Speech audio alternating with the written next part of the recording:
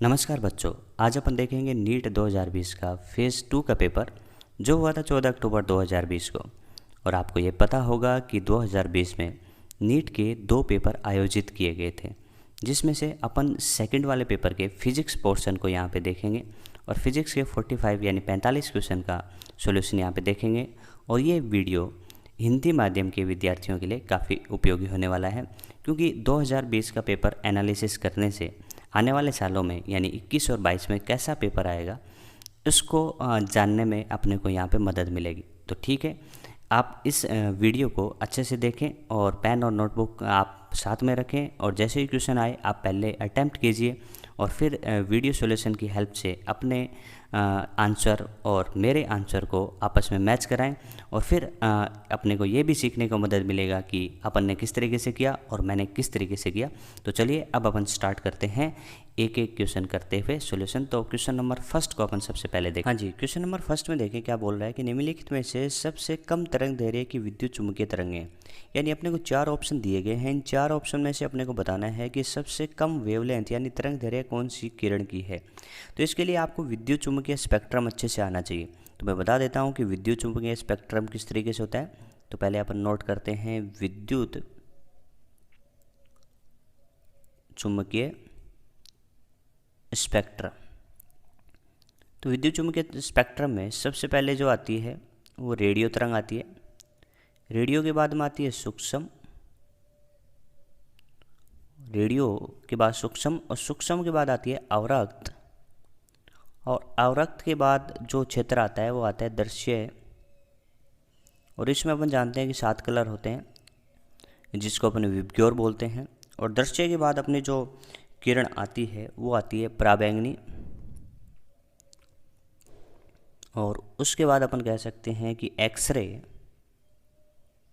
और उसके बाद होती है गामा रे।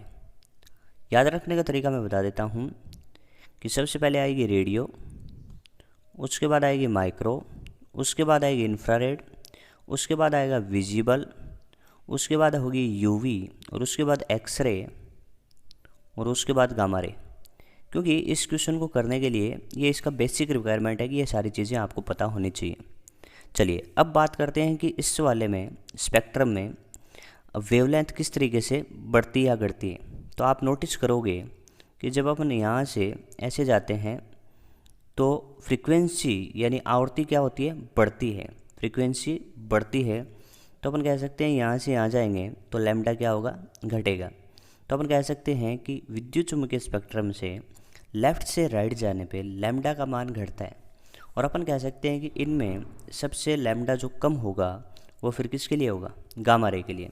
तो जो गिवन ऑप्शन है उसमें से अपन कह सकते हैं कि गामा किरणों के लिए लैम्डा सबसे कम होगा। तो ऑप्शन नंबर 3 अपना इस क्वेश्चन का सही आंसर होगा। और इसमें कई बार ऐसे भी पूछ लिया जाता है कि फ्रीक्वेंसी का ऑर्डर बताओ या फिर लैम्डा का ऑर्डर बताओ। तो इसके लिए विद्युत चुम्बकीय स्पेक्ट्रम आपको अच्छे से आना चाहिए। क्वेश्चन नंबर सेकंड में देखिए, कह रहा है कि किसी वाहन के पहिए का कोणीय चाल 14 सेकंड में 360 आरपीएम से 1200 आरपीएम हो जाती है। तो इसका कोणीय एक्सीलरेशन क्या होगा, यानी इस क्वेश्चन में आपसे पूछा जा रहा है कि अल्फ़ा का वैल्यू क्या होगा। तो इसके लिए कुछ बेसिक चीज़ें आपको आनी चाहिए। सबसे पहले आरपीएम का आपको पता होना चाहिए कि आरपीएम का मतलब क्या होता है। तो आरपीएम अपन यहाँ पे कह सकते हैं कि रिवोल्यूशन पर मिनट होता है। हिंदी में अपन इसकी बात करें कि आरपीएम का मतलब क्या होगा, तो अपन कह सकते हैं कि चक्कर प्रति मिनट होता है। क्या होता है, चक्कर प्रति मिनट। अब इसमें क्या होता है कि जब इस क्वेश्चन को करेंगे तो फाइनल आंसर अपने को सेकंड में दिया गया है, तो मिनट को अपने को सेकंड में कन्वर्ट करना पड़ेगा, यानी आरपीएम को अपने को कन्वर्ट करना पड़ेगा आरपीएस में। तो आरपीएस का मतलब होता है चक्कर प्रति सेकंड। क्या मतलब होता है, चक्कर प्रति सेकंड। तो सबसे पहला काम तो यही है कि आपको ये पता होना चाहिए कि आरपीएम को आरपीएस में किस तरीके से कन्वर्ट किया जाता है। तो इसके लिए अपन क्या करते हैं कि 60 से डिवाइड करते हैं।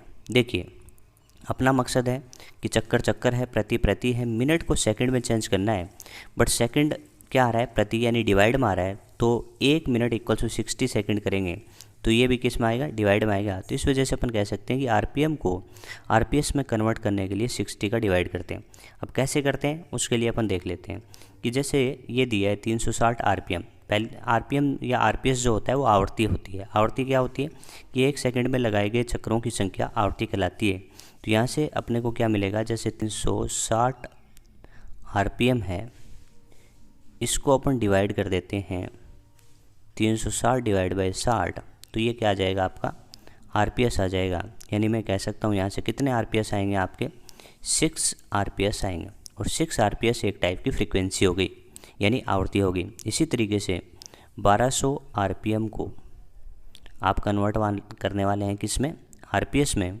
तो 1200 डिवाइड बाय 60 यानी अपन कह सकते हैं यहाँ से 20 आरपीएस यानी चक्कर प्रति सेकंड हो गया। तो ये बेसिक सी चीज़ें थी, मैंने सिखा दी जिससे आपको प्रॉब्लम नहीं आए।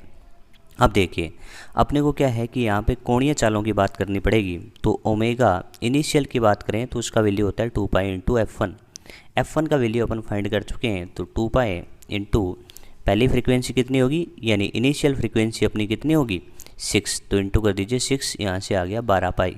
समझ में आया। इसी तरीके से अपन कह सकते हैं कि ओमेगा फाइनल के लिए अपन कहेंगे 2 पाई और F कौन सी फाइनल वाली, तो अपन कह सकते हैं 2 पाई इंटू फाइनल फ्रीक्वेंसी कितनी है 20, तो अपन कह सकते हैं यहाँ से आ गया 40 पाई। आपको इसका यूनिट भी ध्यान होना चाहिए, ये 12 पाई रेडियन पर सेकंड होगा, ये 40 पाई रेडियन पर सेकंड होगा। अब एक सिंपल सा फॉर्मूला है V बराबर U प्लस AT की तरह कि omega final equals to omega initial plus alpha into t. Omega final की बात करें तो अपन ने फाइंड किया 40 पाई, ओमेगा इनिशियल अपन ने फाइंड किया 12 पाई, प्लस अल्फ़ा तो पता ही करना है, लेकिन टाइम कितना दिया है 14 सेकेंड, तो यहाँ पे मल्टीप्लाई कर दीजिए 14 से। तो यहाँ से जब मैं सोल्व करता हूँ इसको तो 14 अल्फ़ा इक्वल्स टू देखिए यहाँ से अपन कहेंगे कितना आएगा 28 पाई, और डिवाइड करेंगे तो 28 को डिवाइड करेंगे 14 से तो आंसर आएगा 2, और पाई पहले से अवेलेबल है। यूनिट बता दें कि अल्फ़ा का यूनिट होता है 2 पाई रेडियन पर सेकेंड स्क्वायर, तो इसका यूनिट हो गया रेडियन पर सेकेंड स्क्वायर। जैसे अपन एक्सीलरेशन का यूनिट जानते हैं मीटर पर सेकेंड स्क्वायर, उसी तरीके से अल्फ़ा में मीटर की जगह कौन ले लेते हैं रेडियन, तो रेडियन पर सेकेंड स्क्वायर इसका यूनिट होगा। और जो अपना करेक्ट आंसर होगा वो आंसर होगा फर्स्ट। क्वेश्चन नंबर 3 में पूछा है कि जब कोई तत्व है गामा विकिरण उत्सर्जित करता है तो उस एलिमेंट या तत्व की द्रव्यमान संख्या और परमाणु संख्या का क्या होता है। आपसे पूछा है कि उसकी द्रव्यमान संख्या और परमाणु संख्या पे क्या प्रभाव पड़ता है, ये आपको बताना है। तो सबसे पहले आपको पता होना चाहिए कि गामा डीके में क्या होता है। तो अपन कह सकते हैं यहाँ पे पहला कोई जो एलिमेंट है वो क्या है एक्स है, जिसका परमाणु संख्या जेड है और द्रव्यमान संख्या ए है, और इसमें से क्या हो जाता है गामा 6 हो जाता है। तो अपन कहेंगे गामा 6 के केस में जो होगा वो वाई में कन्वर्ट हो गया, लेकिन अपन कहते हैं कि गामा के केस में न तो जेड चेंज होता है न ही ए चेंज होता है। तो गामा फिर किस तरीके से उत्सर्जित होता है, तो गामा 0 0। तो अपन कह सकते हैं कि इस केस में न तो उसकी परमाणु संख्या पे फ़र्क पड़ता है और न ही उसकी द्रव्यमान संख्या पे कोई फ़र्क पड़ता है। तो अपन कह सकते हैं कि पहला ऑप्शन कह रहा है कि द्रव्यमान संख्या 4 के द्वारा घट जाती है और परमाणु संख्या 2 के द्वारा घट जाती है। तो ये तो अपना होता है अल्फ़ा पार्टिकल, जब अल्फ़ा कण उत्सर्जित होता है तब ऐसी कहानी होती है, तो इसका आंसर ये नहीं होगा। दूसरा बोल रहा है द्रव्यमान संख्या तब परमाणु संख्या में कोई परिवर्तन नहीं होता, तो यही अपना सही आंसर होगा, क्योंकि अल्फ़ा के केस में द्रव्यमान संख्या और परमाणु संख्या में कोई परिवर्तन नहीं होता। हाँ जी, क्वेश्चन नंबर 4 में देखिए कह रहा है कि 1 सेकंड चाप के कोण का रेडियंस में मान होता है, लगभग आपको बताना है। यानी अपने को कन्वर्जन आना चाहिए कि 1 सेकंड को रेडियन में कैसे कन्वर्ट करते हैं, और इसके लिए अपने को यह भी पता होना चाहिए कि 1 डिग्री में कितने सेकंड होते हैं। तो इसका रिलेशन अपन अच्छे से जानते हैं कि 1 डिग्री इक्वल्स टू होते हैं 60 सेकेंड, ये सेकंड का सिंबल है। तो यहाँ से अपन कह सकते हैं कि 60 सेकेंड इक्वल्स टू कितना होगा 1 डिग्री। ऐसा लिखने में भी कोई दिक्कत नहीं है, लेकिन अपने को क्या करना है कि 1 सेकंड फाइंड करना है। तो यहाँ पे देखिए मैं कह सकता हूँ कि 1 सेकंड लिख के और इसको 60 को क्या कर सकते हैं डिवाइड कर सकते हैं, तो 1/60 क्या हो गया डिग्री हो गया। तो ये 1/60 डिग्री हो गया, ठीक है। तो लेकिन अपने को आंसर तो किस में चाहिए रेडियन में चाहिए, तो डिग्री को रेडियन में कन्वर्ट करना भी आपको आना चाहिए। तो यहाँ पे अपन साइड में देखते हैं कि डिग्री को रेडियन में किस तरीके से कन्वर्ट करते हैं। तो इसके लिए अपन क्या करते हैं कि जो डिग्री में जो डेटा दिया गया है उसको मल्टीप्लाई कर देते हैं π/180 से। तो अपन कह सकते हैं कि डिग्री से रेडियन में चेंज करने के लिए π/180 से गुणा करें, पाई अपॉन 180 से क्या करें, गुणा करें। तो चलो ये बात अपने समझ में आ गई। अब अपना मकसद है 1 सेकेंड फाइंड करना। तो 1 सेकेंड इक्वल्स टू अपने फाइंड किया 1/60 डिग्री, और इसको अपन कह रहे हैं कि डिग्री को रेडियन में कन्वर्ट करने के लिए 1/60 इंटू पाई अपॉन 180 और करना पड़ेगा। तो अब इसको सोल्व अपने को करना पड़ेगा कि पाई अपॉन 60 इंटू 180। जब आप इसको सोल्व करने जाएंगे तो जो आंसर आएगा वो आएगा 2.91 इंटू 10⁻⁻4 रेडियन। सोल्व तो आपको करना ही पड़ेगा, ठीक है। तो इस तरीके से अपन कह सकते हैं कि 1 सेकेंड इक्वल्स टू इतने रेडियन होंगे। और ऐसा ऑप्शन अपने को दिया है फर्स्ट ऑप्शन। ऐसे क्वेश्चंस एनसीईआरटी में भी गिवन है जिसमें अपने को पता होना चाहिए कि 1 सेकेंड को रेडियन में किस तरीके से कन्वर्ट करते हैं। चैप्टर नंबर 2 में आप एनसीईआरटी में देखने जाएंगे तो ऐसे कई सारे क्वेश्चंस अपने को चलिए क्वेश्चन नंबर 5 में बताइए क्या गिवन है। कह रहा है कि किसी कुंडली में समन चुंबकीय फ्लक्स का जो समीकरण अपने को दिया गया है वो समीकरण आपके सामने है कि 5 = 5t² + 3t + 16। अब इस समीकरण की सहायता से आपको क्या करना है कि चौथे सेकंड पर कुंडली में प्रेरित ईएमएफ यानी ई का वैल्यू फाइंड करना है। फॉर्मूला आप सभी जानते होंगे कि ई बराबर होता है -dy/dt, लेकिन माइनस साइन तो आपको ही पता है कैसे आता है कि फ्लक्स परिवर्तन का विरोध को दर्शाने के लिए अपन क्या करते हैं, माइनस यूज करते हैं। चलिए अपने को यहाँ पे मैग्नीट्यूड चाहिए, तो मैग्नीट्यूड यानी अपन कहे हैं कि प्रेरित ईएमएफ का मैग्नीट्यूड यानी परिमाण अपने को चाहिए। तो ई का परिमाण यानी मैग्नीट्यूड अपन फाइंड करेंगे तो वो होगा ई बराबर d/dt। चलिए d/dt का मतलब क्या है कि जो आपको ये फंक्शन दिया है इसका एक बार अवकलन कर दो तो 5 का 5 रह जाएगा, t² का अवकलन 2t होगा तो ये हो गया 10t, बात समझ में आई। प्लस 3t का अवकलन होगा 3 और 16 का अवकलन होगा 0। तो e का फंक्शन अपने पास क्या आ गया, e बराबर आ गया 10t + 3। लेकिन आपको क्या करना है कि चौथे सेकंड पे e का मान फाइंड करना है। तो अपन कह सकते हैं e का जो भी फंक्शन आया उसमें जहाँ जहाँ t दिखे t की जगह क्या पुट कर दो, 4 सेकंड पुट कर दो। तो 10 × 4 + 3, तो यहाँ से अपन सोल्व करते हैं तो 4 × 10 40, 40 में 3 जोड़ दोगे तो 43 इसका आंसर होगा। और ईएमएफ का जो इकाई होता है वो वोल्ट होता है, तो 43 वोल्ट इसका आंसर होगा, यानी ऑप्शन नंबर सेकंड अपना करेक्ट आंसर होगा। क्वेश्चन नंबर 6 में देखें क्या पूछ रहा है। कह रहा है कि द्विध्रुव आघूर्ण P के कारण उसके द्विध्रुव के केंद्र से r दूरी पर निरक्षीय समतल में आपको क्या बताना है कि विद्युत क्षेत्र E का मान आपको कैलकुलेट करना है। इसके लिए शर्त यह दी गई है कि जो r का मान है वो उन द्विध्रुव के बीच का जो सेपरेशन डिस्टेंस है यानी उनको अलग अलग करने का जो डिस्टेंस है उसके कंपैरिजन में ज़्यादा है, तो उसको अपन यहाँ पे नगण्य मान सकते हैं। और एप्सिलॉन नॉट यहाँ पे मुक्त आकाश की विद्युतशीलता गिवन है। इसके लिए अपन क्लास में डेरिवेशन भी करते हैं। अपन यहाँ पे डायरेक्ट फॉर्मूला देखने की कोशिश करेंगे, लेकिन उससे पहले थोड़ा सा द्विध्रुव आघूर्ण को मैं समझा देता हूँ कि क्या होता है।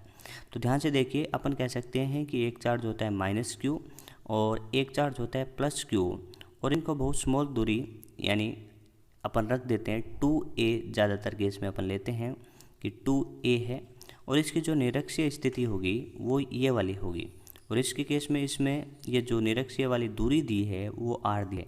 तो अपने को मेनली इस बिंदु पे विद्युत क्षेत्र की दिशा फाइंड करनी होती है। जब अपन इसका डेरिवेशन करते हैं तो अपन कहते हैं कि इस p वेक्टर की जो डायरेक्शन होती है वो -q से +q की ओर होती है। तो p वेक्टर का डायरेक्शन आएगा -q से +q की ओर। लेकिन जब इन दोनों की वजह से जब इलेक्ट्रिक फील्ड का अपन डेरिवेशन करते हैं तो आपको ही पता होगा कि इलेक्ट्रिक फील्ड का जो नेट रिजल्टेंट आता है यानी परिणामी आता है वो इस दिशा में आता है। तो ई वेक्टर हो गया ऐसे। तो मैं यहाँ से कह सकता हूँ कि ई वेक्टर और पी वेक्टर एक दूसरे के विपरीत हैं। तो इस वजह से यहाँ पे जब अपन इसका फंक्शन लिखेंगे तो इसमें माइनस साइन तो आने वाला है। तो अपन कह सकते हैं कि जो प्लस वाला आंसर होगा वो अपने आंसर नहीं होंगे, आंसर तो माइनस वाले होंगे। ये क्या बता रहे हैं कि ई वेक्टर और पी वेक्टर एक दूसरे के विपरीत हैं, तो ये दोनों होंगे। अब इनमें से कौन सा सही होगा, तो अपन डायरेक्ट कह सकते हैं कि इस विद्युत क्षेत्र के केस में r³ आता है तो ये वाला अपना आंसर होगा। लेकिन एग्जैक्ट आंसर क्या होता है, तो इसके लिए आप फॉर्मूला भी देख लें कि ई वेक्टर इक्वल्स टू अपन कहते हैं कि -kp वेक्टर अपॉन r³ इसका फॉर्मूला होता है, जो आपको ध्यान रखना होता है। इस केस में अपन कहें कि k को अपन कह सकते हैं माइनस का माइनस रहने दें, k की जगह लिख सकते हैं 1/4 पाई एप्सिलॉन नॉट और p वेक्टर अपॉन r³। तो इस तरीके से अपन कह सकते हैं यह इसका फॉर्मूला होगा। के का वैल्यू अपन ने क्या करा 1/4πε0 रखा। तो इस तरीके से अपन कह सकते हैं कि फोर्थ ऑप्शन अपना सही आंसर इस क्वेश्चन का होगा। क्वेश्चन नंबर 7 में देखिए, कह रहा है कि अज्ञात पदार्थ और अज्ञात फोकस दूरी का कोई समतलोत्तल लेंस अपने को गिवन है और अपने को बोला है कि स्पेरोमीटर की सहायता से अपन क्या मेजर कर सकते हैं। तो ये क्वेश्चन क्या है कि आपके जो एक्सपेरिमेंट होते हैं यानी प्रायोगिक फिजिक्स होता है उससे है। तो अपने को पता होना चाहिए कि स्पेरोमीटर की सहायता से अपन क्या मेजरमेंट कर सकते हैं। तो जैसे अपन बात करें कि इस लेंस की, तो ये लेंस तो कुछ इस तरीके से होगा, एक तरफ समतल होगा तो एक तरफ उत्तल होगा। तो अपन कह सकते हैं कि स्पेरोमीटर की सहायता से अपन किसी भी लेंस या प्लेट या गोलाकार प्लेट की वक्रता त्रिज्या यानी रेडियस ऑफ कर्वेचर का मापन कर सकते हैं। तो ये आपको पता होना चाहिए डायरेक्ट। तो अपन कह सकते हैं कि इस लेंस की वक्रित यानी वक्रता पृष्ठ की वक्रता त्रिज्या अपन फाइंड कर सकते हैं। तो ऑप्शन नंबर 2 अपना इस क्वेश्चन का राइट आंसर। नंबर 8 को ध्यान से पढ़िए, कह रहा है कि जो डायग्राम यानी आरेख जो दिया गया है उसमें से किसी कुंजी से होकर किसी ऐसी स्रोत को किसी विद्युत बल्ब और प्रेरक कुंडली में संयोजित यानी जोड़ा जाता है। अब क्या कर देते हैं कि कुंजी को बंद करने के बाद इस प्रेरक कुंडली के भीतर किसी आयरन छड़ को धंसा देते हैं यानी प्रवेश करवाते हैं। तो उस केस में आपको बताना है कि बल्ब की चमक पर क्या फ़र्क पड़ेगा।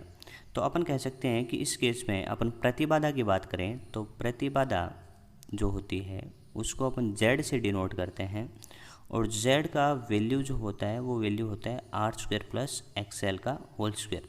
क्योंकि इस केस में XL इसलिए लिया क्योंकि यहाँ पे प्रेरक कुंडली है। तो इस केस में अपन कह सकते हैं कि प्रेरक कुंडली के अंदर जब आयरन की छड़ को प्रवेश करवाएंगे तो उस केस में XL का मान क्या होगा, बढ़ जाएगा। XL का मान क्या होगा, बढ़ेगा। XL का मान बढ़ने से Z का मान बढ़ेगा और XL का मान बढ़ने से क्या बढ़ गया, Z का मान बढ़ गया। और Z का मान बढ़ने से अपन कह सकते हैं कि I इक्वल्स टू क्या होता है, V/Z। तो अपन कह सकते हैं Z बड़ा है तो I तो क्या होगा, घट जाएगा। तो अपन कह सकते हैं कि धारा यानी I का मान घट जाएगा और I का मान घट जाएगा तो अपन कह सकते हैं कि इसकी जो ब्राइटनेस यानी चमक है वो भी क्या हो जाएगी, घट जाएगी। तो इस तरीके से अपन ने देखा कि आयरन छड़ को इसके अंदर प्रवेश करवाएंगे तो उस केस में क्या होगा, XL का मान बढ़ेगा, XL बढ़ने से Z बढ़ेगा, Z बढ़ने से I घट जाएगा और I घट जाएगा तो अपन कह सकते हैं कि इस केस में चमक भी घट जाएगी। यानी ऑप्शन नंबर फर्स्ट अपना इसका करेक्ट आंसर होगा। ठीक है, क्वेश्चन नंबर 9 में देखें, कह रहा है कि किसी कार्नो इंजन की दक्षता यानी एफिशिएंसी निर्भर करती है। कार्नो इंजन की दक्षता का फॉर्मूला सब जानते हैं, लिखिएगा। कार्नो इंजन की दक्षता का फॉर्मूला होता है ईटा इक्वल्स टू 1 - T2/T1। देखिए 1 तो क्या है, एक नंबर है। T2/T1 का ज्ञान अपने को होना चाहिए। तो अपन कह सकते हैं कि T1 जो होता है वो होता है स्रोत का ताप। किसका ताप भाई, T1 होता है स्रोत का ताप। चलिए तो T2 बता दीजिए। तो आप कहेंगे T2 जो होगा वो किसका ताप होगा, सिंक का ताप होगा। तो T2 आपका होगा सिंक का ताप। और सिंक वर्ड को इसने हिंदी में हवीगम भी यूज किया, लेकिन ब्रैकेट में इसने दे रखा है तो कोई दिक्कत है नहीं। तो अब चलिए ऑप्शन पढ़ते हैं। तो कह रहा है कि सिंक के ताप पर केवल सिंक के ताप पर निर्भर करता है, नहीं, दोनों पे निर्भर करता है, स्रोत और सिंक के तापों पर। ये बात अपने को सही लग रही है कि स्रोत और सिंक के तापों पर निर्भर करेगा। तो ऑप्शन नंबर 2 अपना इस क्वेश्चन का करेक्ट आंसर। तो अब क्वेश्चन नंबर 10 में देखो। क्वेश्चन नंबर 10 में कह रहा है कि निम्नलिखित में से कौन सा अग्रदिश बायसित डायोड है। यानी अपन को कह रहा है कि जो ये 4 ऑप्शन गिवन है ना, इन 4 ऑप्शन में से आपको बताना है कि अग्रगामी डायोड कौन है। तो सबसे पहले तो आपको ये पता तो होना चाहिए ना कि अगर बायस की शर्त क्या है। तो लिख लेते हैं कि अगर बायस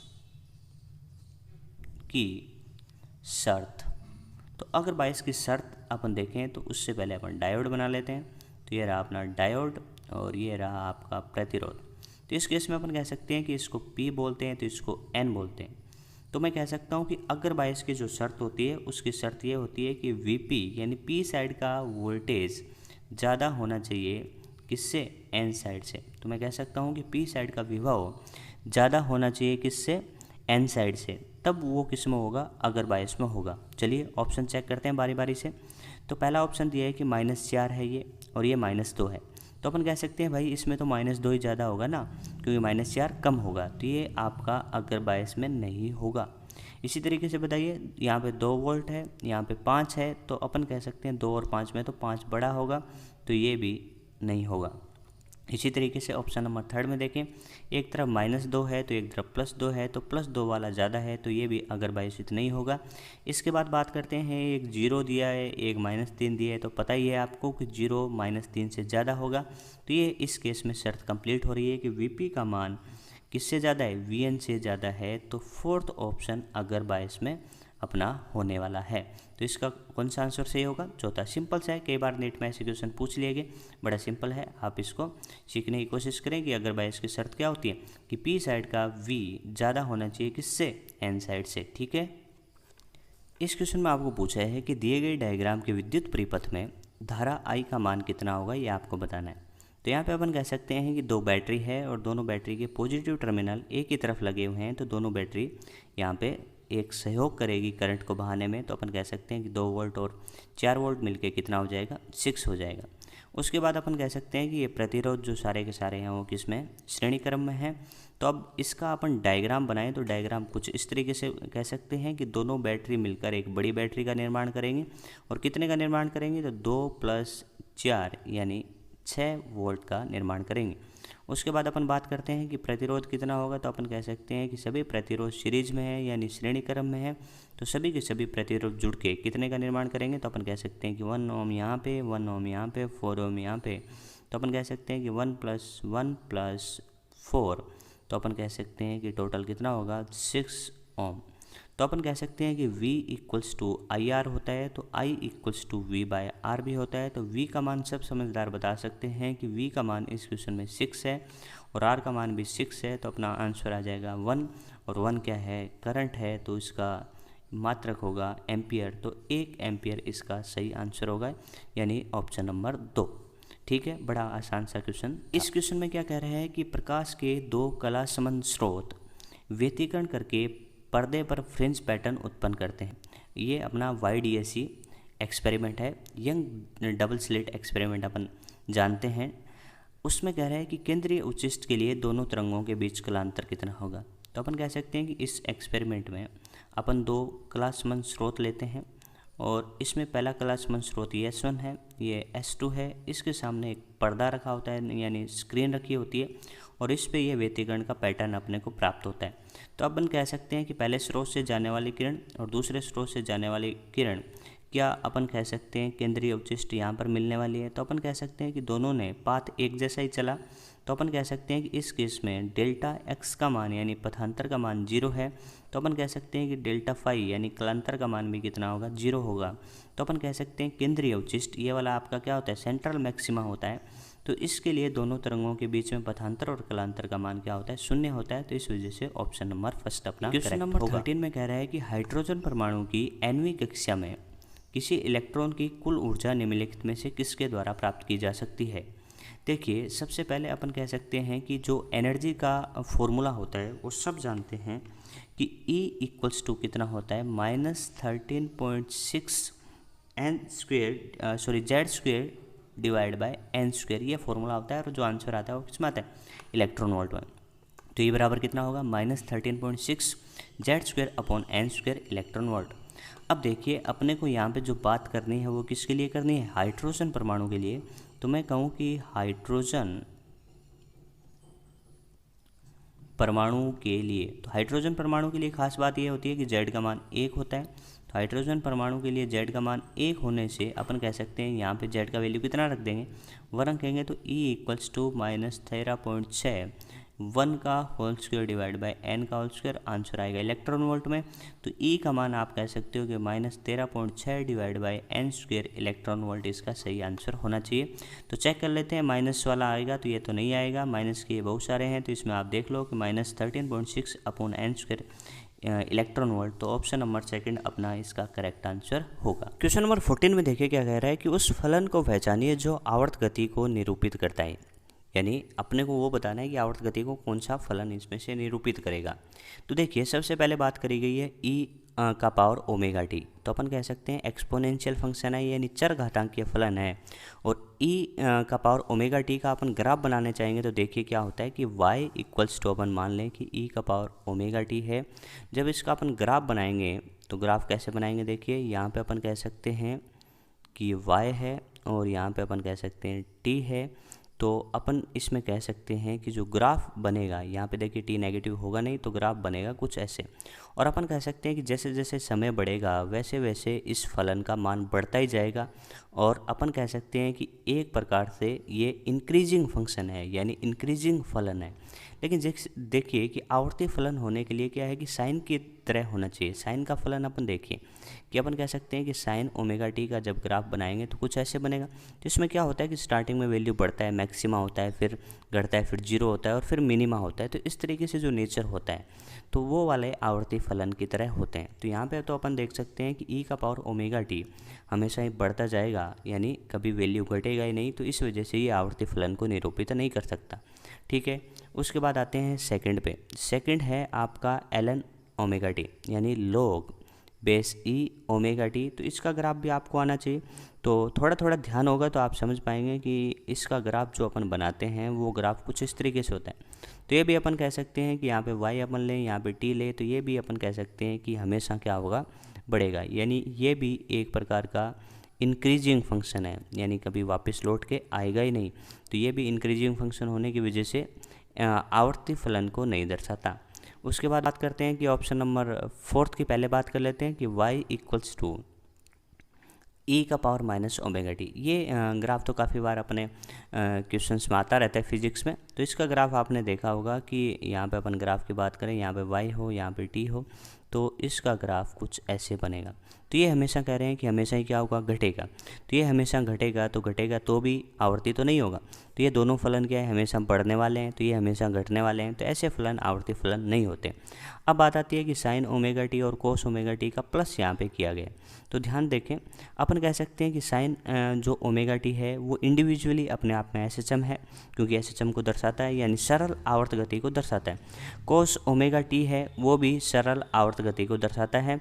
लेकिन यहाँ पे नोटिस करने वाली बात है कि दो जैसे साइन और कोस एक साथ आ जाएं तो ये मैं कह सकता हूँ कि दो SHM का अध्यारोपण है, दो SHM का अध्यारोपण है। और कई बार क्वेश्चन ऐसे पूछ भी लिए जाते हैं कि दो SHM का अध्यारोपण कब एक SHM होगा। तो अपन कह सकते हैं, देखिए यहाँ पे कि जब बात ऐसे हो कि sine omega T plus minus cos omega T हो, तो उस केस में शर्त यह होनी चाहिए कि यहाँ पे ओमेगा है तो यहाँ पे भी ओमेगा होना चाहिए।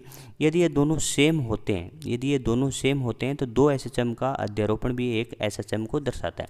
तो इस केस में अपन कह सकते हैं ये SHM है, ये SHM है, और इन दोनों का अध्यारोपण से प्राप्त जो होगा वो भी एक प्रकार से SHM होने वाला है। तो इस तरीके से अपन ने देखा कि फलन देख के अपन डिसाइड कर सकते हैं कि कौन सा SHM को दर्शाएगा और कौन सा नहीं दर्शाएगा। ये थोड़ा सा बेसिक नॉलेज आपको फलन का होना चाहिए। क्वेश्चन नंबर 15 में देखिए, कह रहा है कि 144 इलेक्ट्रॉन वोल्ट गतिज ऊर्जा, यहाँ पे गतिज ऊर्जा दी है किसी इलेक्ट्रॉन की। तो उसके लिए आपको पूछ रहा है कि डी ब्रोगली वेवलेंथ यानी तरंग दैर्घ्य क्या होगी। तो इसके लिए आपको फॉर्मूला क्लासेज में बताया जाता है। तो बताइए फॉर्मूला क्या होगा। तो आप कह सकते हैं कि वेवलेंथ यानी इलेक्ट्रॉन के लिए तरंग दैर्घ्य का जो फॉर्मूला होता है वो होता है 12.27 अपॉन रूट वी। वी यहाँ पे वोल्टेज होगी और इसका जो आंसर आएगा वो किस में आएगा, एंगस्ट्रॉम में आएगा। अब अपना मकसद रह जाता है कि 12.27 में 27 में कोई दिक्कत है नहीं, वी का वैल्यू मिल जाए तो आंसर आ सकता है। तो देखिए अपन कहते हैं कि जो काइनेटिक एनर्जी होती है उस काइनेटिक एनर्जी को अपन Q इंटू वी यानी E इंटू वी जैसा लिखते हैं। तो इस केस में अपनी काइनेटिक एनर्जी है 144 electron volt equals to E V. E ने ई को मार दिया तो अपन कह सकते हैं यहाँ से जो विभव आया उसका मान कितना आया, 144 वोल्ट। ठीक है, ये अपना आंसर आ गया। तो V का वैल्यू यहाँ पे पुट कर दो तो लैम्डा E 12.27 डिवाइड बाई 144, और ये आंसर अपना किस मारा है, एंगस्ट्रॉम मारा है। सब समझदार हैं, इसको सोल्व कर सकते हैं। 12.27 अपॉन 144 जब बाहर आएगा रूट से तो 12 आएगा और एंगस्ट्रॉम में, और जब इसको सोल्व करोगे आप तो 1.02 एंगस्ट्रॉम इसका आंसर आएगा। लेकिन ध्यान से देखोगे तो एंगस्ट्रॉम आंसर ही नहीं है, आंसर किस में, नैनोमीटर में। तो नैनोमीटर को किस तरीके से कन्वर्ट करते हैं थोड़ा सा सुन लो। तो लैम्डा ई अपन कहेंगे कि इसको अपन ऐसे भी तो लिख सकते हैं ना कि 1.02 इंटू 10 की घात -10, और ये हो गया मीटर में। अपन कहते हैं कि नैनोमीटर का मतलब होता है 10⁻², लेकिन फाइनल आंसर देखिए 102 है, 102 बना लेते हैं। तो अपन कहेंगे 102 बनाने के लिए क्या करना पड़ेगा, 100 से तो गुणा करना पड़ेगा और 100 से डिवाइड करना पड़ेगा। गुणा वाला काम आ चुका और 100 नीचे वाला ऊपर जाएगा तो 10⁻² ऐड और हो जाएगी तो 10⁻12 होगी। अब देखो 10⁻12 होगी, लेकिन अपने को कितनी चाहिए, इसमें से 10⁻9 चाहिए, तो कितनी बच गई, 10⁻3 बच गई। तो अपन कह सकते हैं कि 102 × 10⁻3 और यहाँ पे इंटू लिख सकते हैं 10⁻9 और उन 9 को अपन लिख सकते हैं 10⁻9 को नैनोमीटर, क्योंकि नैनो का मतलब क्या होता है 10⁻9। तो इस तरीके से अपन ने ये फॉर्मूला बेस्ड क्वेश्चन था, इसको फाइंड किया। इसमें ये फॉर्मूला पता होना चाहिए, फिर ये भी पता होना चाहिए कि जो फाइनल आंसर आएगा, कई बार बच्चा भूल जाता है कि एंगस्ट्रॉम में आएगा या फिर नैनोमीटर में आएगा, तो यहाँ पे भी कंफ्यूज हो सकता है। उसके बाद सिंपल सी कैलकुलेशन है कि एंगस्ट्रॉम को किस तरीके से अपन ने नैनोमीटर में कन्वर्ट किया। ठीक है, नंबर 16 में कह रहा है कि किसी गैस के अणुओं का माध्य मुक्त पथ, जिसको अपन लैम्डा से डिनोट करते हैं, अणुओं के व्यास d पर किस प्रकार निर्भर करता है, ये आपको बताना है। तो देखिए अपन कह सकते हैं माध्य मुक्त पथ जो होता है उसका जो लैम्डा से डिनोट करते हैं अपन, लेकिन यहाँ पे एल लिया है, कोई दिक्कत नहीं है। तो उसका फॉर्मूला होता है √2π ND², ऐसा फॉर्मूला होता है। यहाँ पे देखिए 1 तो कोई दिक्कत नहीं है, √2π कॉन्स्टेंट है। एन और डी की जान लेते हैं। डी यहाँ पे जो होता है ना, वो होता है अणु का व्यास, अणु का व्यास, और जो एन होता है वो होता है एकांक आयतन में अणुओं की संख्या, एकांक आयतन में अणुओं की संख्या। ये होता है आपका माध्य मुक्त पथ, जिसका फॉर्मूला आपको ध्यान रखना पड़ेगा। और इस पे क्वेश्चन नीट 1920 में लगातार क्वेश्चन पूछ रही है, तो आपको इसको ध्यान होना चाहिए। तो काफ़ी इंपॉर्टेंट फॉर्मूला ये अपने लिए हो जाता है। तो लैम्डा = 1/√2π ND²। डी यहाँ पे अणु का व्यास होगा, एन क्या होगा, एकांक आयतन में अणुओं की संख्या होगी। चलिए अब अपने क्वेश्चन पे आते हैं। तो अपन कहेंगे कि इसने माध्य मुक्त पथ को L से लिया है और व्यास को D से लिया है, तो L समानुपाती 1/D² होगा। तो ऐसा ऑप्शन अपन देख लेंगे, ऑप्शन नंबर फर्स्ट अपना करेक्ट आंसर होगा। क्वेश्चन नंबर 17 में देखिए, किसी NPN ट्रांजिस्टर की, NPN ट्रांजिस्टर अपने को दिया गया है और उसका उभयनिष्ठ उत्सर्जक विन्यास आपको डायग्राम में दर्शाया गया है। इसके संग्राहक परिपथ में जो लोड प्रतिरोध है, लोड प्रतिरोध का मान भी दे रखा है कि 800 ओम है, कि सिरों पर विभव पात यानी विभव पतन यानी वोल्टेज ड्रॉप 0.8 है। यानी इस पे यहाँ पे जो वोल्टेज का जो ड्रॉप है वो कितना है, 0.8 है। तो इसमें से आपको बतानी है कि ये IC का मान क्या है। देखिए सब कुछ बात यहीं कर गया, यहाँ का रेजिस्टेंस दे दिया, यहाँ का वोल्टेज ड्रॉप दे दिया और यहाँ की करंट पूछ ली। तो बड़ा सिंपल है, V = IR लगाइए।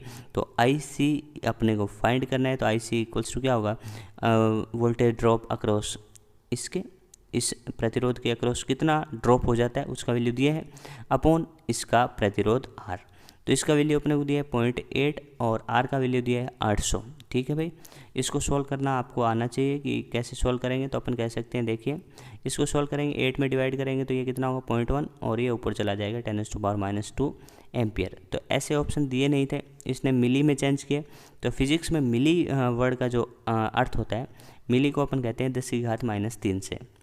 अब इसको 10⁻³ बनाना है, तो अपन क्या लिख सकते हैं कि IC = देखिए इसके अंदर भी 10⁻1 है, यहाँ पे 10⁻2 है, तो अपन कह सकते हैं कि 10⁻3 एम्पियर इसका आंसर है। और 10⁻3 को अपन लिख सकते हैं 1 मिली, तो 1 मिली एम्पियर इसका करेक्ट आंसर, यानी ऑप्शन नंबर 3 अपना करेक्ट आंसर होगा।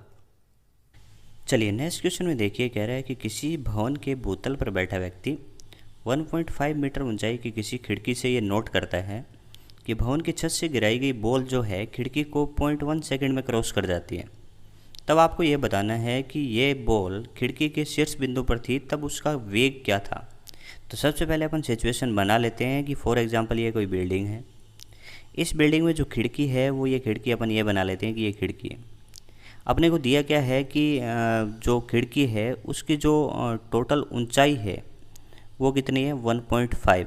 तो 1.5 को अपन 3/2 मीटर लिखना पसंद करेंगे। ठीक है, अब देखिए यहाँ से यहाँ तक आने में जो टाइम लिया गया है वो 0.1 सेकेंड है, और अपने को पूछा है कि इसके शीर्ष बिंदु यहाँ पर इसका वेग u कितना था। तो तो अपन मान लेते हैं ये वेग u है, तो यहाँ पे वेग कितना होगा, v होगा। ऐसा सिचुएशन यहाँ पे हुआ होगा। और ये टाइम जो लगा होगा वो टाइम अपने को दे रखा है कि 0.1 सेकेंड है। अब देखिए अपने को कैलकुलेट क्या करना है, वेग। तो अपन कह सकते हैं कि इसके केस में डिस्प्लेसमेंट दिया है, टाइम दिए है, तो क्या ये वाली इक्वेशन अपन अप्लाई कर सकते हैं, s equals to u t plus half a t square. इस इक्वेशन में डेटा पुट करिए तो नीचे वाली डायरेक्शन को अपन पॉजिटिव मान लेते हैं। क्या मान लेते हैं, नीचे वाली डायरेक्शन को पॉजिटिव मान लेते हैं। तो नीचे वाली डायरेक्शन को पॉजिटिव मानेंगे तो एस डिस्प्लेसमेंट का वैल्यू हुआ 3/2 मीटर।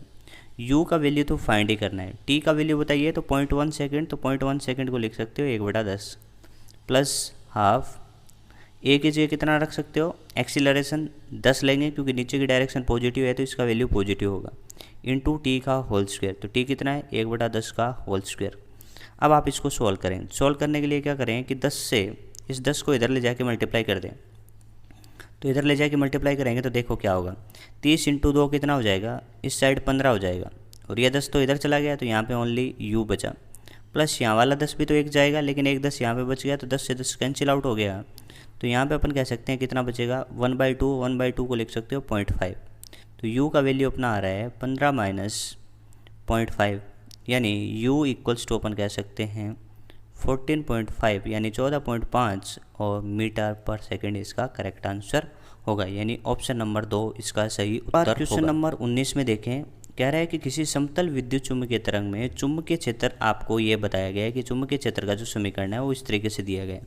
तब आपको इस क्वेश्चन में बताना है कि तरंग दैर्घ्य यानी लैम्डा का वैल्यू कैलकुलेट करके बताना है। तो कोई भी समीकरण होती है उससे तुलना करनी आपको आनी चाहिए।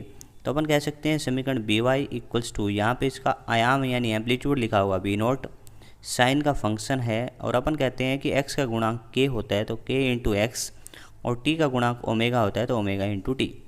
अपने से पूछा है कि लैम्डा बताइए, तो लैम्डा आता है किससे, k से, लेकिन k क्या होता है, k होता है अपन जानते हैं x का गुणांक। k क्या होता है, x का गुणांक, तो k हो गया x का गुणांक।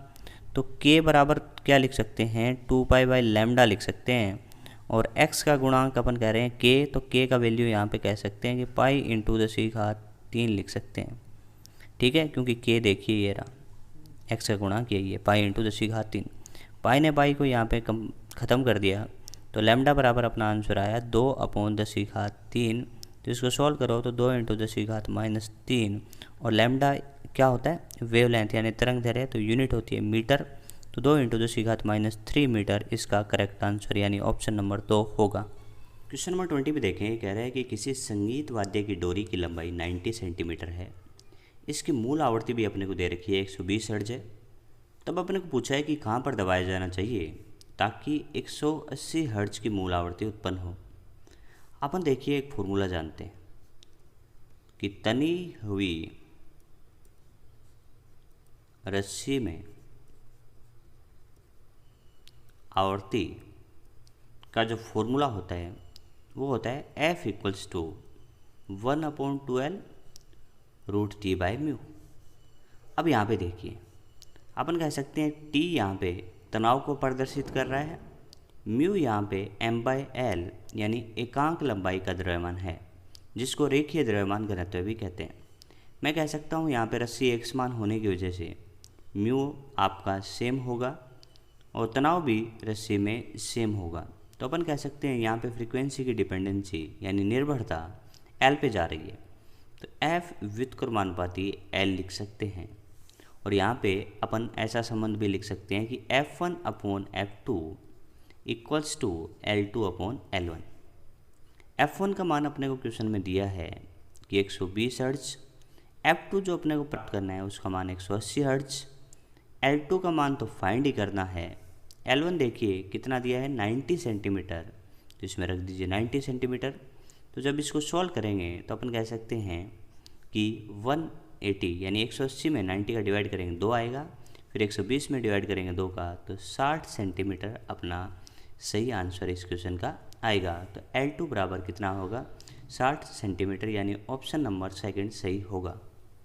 क्वेश्चन नंबर 21 में देखें, जब इलेक्ट्रॉन और प्रोटॉन के बीच की दूरी 1.6 एंगस्ट्रॉम है तो उन दोनों के बीच अन्योन्य आकर्षण के कारण इलेक्ट्रॉन का एक्सीलरेशन कितना होगा, ये आपको बताना है।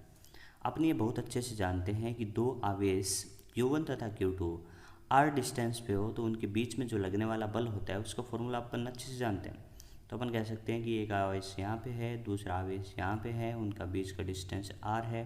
पहले आवेश का मान Q1 है, दूसरे का Q2 है, तो अपन कह सकते हैं कि उनके बीच में जो बल लगेगा वो F इक्वल्स टू के Q1 into Q2 upon R²। अपन कहेंगे ये जो बल Q1 पे लगेगा वैसे लगेगा, Q2 पे ऐसे लगेगा, तो F का जो मैग्नीट्यूड यानी परिमाण जो होगा वो दोनों पे सेम होगा, डायरेक्शन यानी दिशा विपरीत होगी। लेकिन अपने को फाइंड करना है इलेक्ट्रॉन का एक्सीलरेशन, तो अपन कह सकते हैं कि F इक्वल्स टू ma अपन यहाँ पे यूज कर सकते हैं। तो मैं F को रिप्लेस कर सकता हूँ m इंटू ए। लेकिन ध्यान रखें कि एक्सीलरेशन अपने को इलेक्ट्रॉन का फाइंड करना है, तो मास भी किसका पुट करना पड़ेगा यहाँ पे, मास ऑफ इलेक्ट्रॉन। के का वैल्यू के होगा, Q1 का वैल्यू अपन जानते हैं कि यहाँ पे इलेक्ट्रॉन है तो आवेश E होगा, प्रोटॉन है तो भी आवेश E होगा। तो अपन कह सकते हैं कि के इंटू Q1 Q2 अपन सोल्व करें तो के into E² divide by R²। अब देखो एक्सीलरेशन फाइंड करना है तो A इक्वल्स टू आ गया के into E² divide by mass of electron, और यहाँ पे कह सकते हैं इंटू R²। अब आपका काम इतना सा रह जाता है कि इसमें वैल्यू पुट कर दें, आपका आंसर आ जाएगा। चलिए वैल्यू पुट करते हैं। तो वैल्यू पुट करेंगे तो अपन कह सकते हैं कि A इक्वल्स टू, यहाँ पे देखें के का वैल्यू 9 इंटू 10⁻9 दे रखा है, यहाँ पे के का वैल्यू ये रहा, के का वैल्यू गिवन है। और अपन कह सकते हैं E का वैल्यू अपन जानते हैं 1.6 इंटू 10⁻19 यानी 19 कूलम का होल स्क्वायर, ये भी गिवन था ये रहा, अपॉन मास यानी द्रव्यमान कितना होगा इलेक्ट्रॉन का, तो वो भी अपने को दिया है, द्रव्यमान होगा 9 इंटू 10⁻31, ये हो गया मास ऑफ इलेक्ट्रॉन। यहाँ पे R का वैल्यू भी देखते हैं तो 1.6 एंगस्ट्रॉम है, तो 1.6 तो 1.6 होगा, एंगस्ट्रॉम अपन कह सकते हैं 10⁻10 का होल स्क्वायर। अब इसको आपको सॉल्व करना है, तो सॉल्व जब इसको करा जाएगा तो A इक्वल्स टू जो वैल्यू आएगा वो 10⁻22 मीटर पर सेकंड स्क्वायर इसका सही आंसर होगा, यानी ऑप्शन नंबर 3 इसका करेक्ट आंसर है। क्वेश्चन नंबर 22 में देखें क्या कह रहा है कि इलेक्ट्रॉन की तरंग प्रकृति का प्रायोगिक सत्यापन निम्नलिखित में से किसने किया था। तो ये अपन जानते हैं कि जो इलेक्ट्रॉन की जो तरंग प्रकृति है इसका जो प्रायोगिक सत्यापन किया था वो किया था डेविसन और जर्मर ने। तो इसका तो डायरेक्ट ही आंसर हो गया ऑप्शन नंबर 4। तो बड़ा आसान सा क्वेश्चन था कि इलेक्ट्रॉन की तरंग प्रकृति का जो प्रायोगिक सत्यापन किया था वो किया था डेविसन और जर्मर। चलिए क्वेश्चन नंबर 23 में देखें, कह रहा है कि समान पदार्थ के बने समान लंबाई के दो ठोस चालकों के प्रतिरोध क्या है, समान है। यानी अपन कह सकते हैं कि पहली बात तो समान पदार्थ दिया है और फिर समान लंबाई भी दी है और उनके प्रतिरोध भी क्या है, सेम है। तो इसमें से एक की अनुप्रस्थ काट वृत्ताकार है जिसका क्षेत्रफल A1 है, तो दूसरे का अनुप्रस्थ काट वर्गाकार है जिसका क्षेत्रफल क्या है, A2 है। तो अपने को बताना है कि A1 अपॉन A2 का अनुपात क्या होगा। अपन जानते हैं कि जो प्रतिरोध होता है R का वैल्यू, उसका जो फॉर्मूला होता है R equals to rho L by A। ये सारी राशियाँ आप अच्छे से जानते हैं कि L लंबाई होती है, A अनुप्रस्थ काट क्षेत्रफल होता है, और इसी तरीके से अपन रो कह सकते हैं कि डिपेंड करेगा पदार्थ पे। और यहाँ पे बताया है कि समान पदार्थ है तो समान पदार्थ की वजह से रो क्या होगा, सेम होगा। तो मैं यहाँ पे लिख देता हूँ कि सबसे पहले बोला है कि समान पदार्थ, तो उसकी वजह से अपन कह सकते हैं कि दोनों के लिए रो क्या होगा, सेम होगा। ठीक है, पहली बात समझ में आती है। उसके बाद उसने बोला है कि समान लंबाई यानी लेंथ भी दोनों के लिए क्या है, सेम है। तो ये हो गया समान लंबाई, तो एल भी क्या हो गया, सेम हो गया। उसके बाद अपने को बोला है कि प्रतिरोध समान, तो अपन कह सकते हैं कि प्रतिरोध समान है तो अपन ये भी कह सकते हैं कि इसमें आर क्या होगा, सेम होगा, यानी प्रतिरोध क्या है, कैपिटल आर सेम है। तो इस वजह से ये तीनों राशियाँ सेम है। अपने को डिपेंडेंसी चाहिए ए पे, तो अपन कह सकते हैं इस फॉर्मूले से A equals to rho L upon R कह सकते हैं। यहाँ पे ये भी सेम है, ये भी सेम है और ये भी सेम है, तो अपन कह सकते हैं कि A1 upon A2 equals to लिखने में कोई दिक्कत नहीं है, रो 1 L1 divide by R1 upon क्या लिख सकते हैं, रो 2 L2 डिवाइड बाय R2। तो अपन कह सकते हैं कि सारी की सारी राशियाँ क्या हैं, एक दूसरे के सेम है। तो यहाँ से आंसर आएगा 1:1 यानी 1:1। तो इसमें अपन कह सकते हैं आंसर तो ओवरऑल कितना आया, 1 आया। तो इसका जो सही आंसर होगा वो होगा ऑप्शन नंबर 2। क्वेश्चन नंबर 24 में देखिए, कह रहा है कि नीचे दिए गए परिपथ के लिए पास BCDEF के लिए किरचॉफ पास समीकरण क्या होगा। तो इसमें अपने को क्या करना है कि KVL का नियम लगाना है, लेकिन कौन से लूप में, जैसे बी, सी, डी, ई और बी लूप में लगाना है, यानी अपने को क्या करना है, किस तरीके से घूमना है। तो यहाँ पे अपने को साइन का पता है कि यहाँ पे अपन कहते हैं कि जो करंट यानी धारा जा रही है वो I2 इस तरफ जा रही है, तो अपन कह सकते हैं यहाँ पे पॉजिटिव तो यहाँ पे नेगेटिव, और यहाँ पे बैटरी का धनात्मक सिरा यानी पॉजिटिव टर्मिनल, यहाँ पे पॉजिटिव तो यहाँ पे नेगेटिव, यहाँ पे नेगेटिव होगा, यहाँ पे पॉजिटिव होगा, और यहाँ पे ध्यान से देखिए I3 धारा ऐसे जा रही है, तो अपन कह सकते हैं यहाँ पे प्लस और यहाँ पे माइनस। तो ये अपन ने प्लस माइनस का निर्धारण कर लिया। अब नियम क्या होता है कि या तो आप पहले वाला साइन लीजिए सभी में, या फिर दूसरे वाला साइन लीजिए, यानी मैं कह रहा हूँ या तो ये प्लस लेंगे या फिर माइनस, लेकिन सभी में एक जैसा नियम चलेंगे। जैसे इसमें पहला ले लेते हैं तो इसमें भी पहला साइन अपने को लेना पड़ेगा, और सब में पोटेंशियल ड्रॉप यानी विभवापात को लिखते रहिए। चलिए लिखते हैं KVL। तो अपन कह सकते हैं कि पास यानी पास B, C, D, E, B में KVL से, ठीक है। KVL में अपन देखेंगे कि इस वाले केस में धारा इनटू रेजिस्टेंस, तो धारा कितनी है I2 और प्रतिरोध कितना है R2, और अपन सेकंड साइन ले रहे हैं तो माइनस, इसका माइनस लिखेंगे तो अपन कह सकते हैं माइनस E2, और यहाँ पे अपन लिखेंगे तो प्लस E3, और यहाँ पे अपन लिखेंगे सेकंड वाला साइन तो प्लस, धारा यहाँ पे है I3, रेजिस्टेंस है R1 इक्वल्स टू 0। तो इस तरीके से अपन ने ये इक्वेशन लिख दी। अब इसको चेक करना है कि ये इक्वेशन या कौन सी समीकरण अपना सही ऑप्शन होगा। तो minus I2 R2 minus E2, तो ऐसा देखना है। तो ऐसा अपन कह सकते हैं यहाँ पे माइनस है लेकिन यहाँ पे माइनस नहीं है, तो इस वजह से ये ऑप्शन नहीं है। या फिर इसको ऐसे भी लिख सकते हैं कि ये माइनस अपन आगे भेज दें, तो सभी में कह सकते हैं कि I2 R2 plus E2 minus E3 और minus I3 R1 equals to 0। ये इक्वेशन ऐसी भी हो सकती है, तो ऐसे भी तो हो ही सकती है। तो देखते हैं प्लस का I2 R2 plus E2 minus E3 minus I3 R1, तो ऐसा इक्वेशन अपना ये है। तो ऑप्शन नंबर 2 अपना सही आंसर होगा। क्वेश्चन नंबर 25 में देखें, 3 तारों A, B और C के पृष्ठीय ताप अपने को दिए हैं TA, TB और TC। तारा A जो है वो नीला है, तारा B रक्ताभ यानी लाल है, और तारा C पीला प्रतीत होता है। तब अपने को बताना है कि उनके तापमान का क्रम क्या होगा। तो अपन जानते हैं वीन का नियम। तो वीन का नियम कहता है, क्या कहता है, स्टेटमेंट लिखो, lambda m into t equals to नियतांक यानी b के बराबर होता है, और b एक प्रकार का नियतांक है जिसको वीन का नियतांक कहते हैं। अपन कह सकते हैं यहाँ पे जो तापमान की निर्भरता है वो लैम्डा पे इस तरीके से, यानी T व्युत्क्रमानुपाती होगा लैम्डा m के, ठीक है। अब कलर के हिसाब से लैम्डा अपने को ढूंढने आते हैं।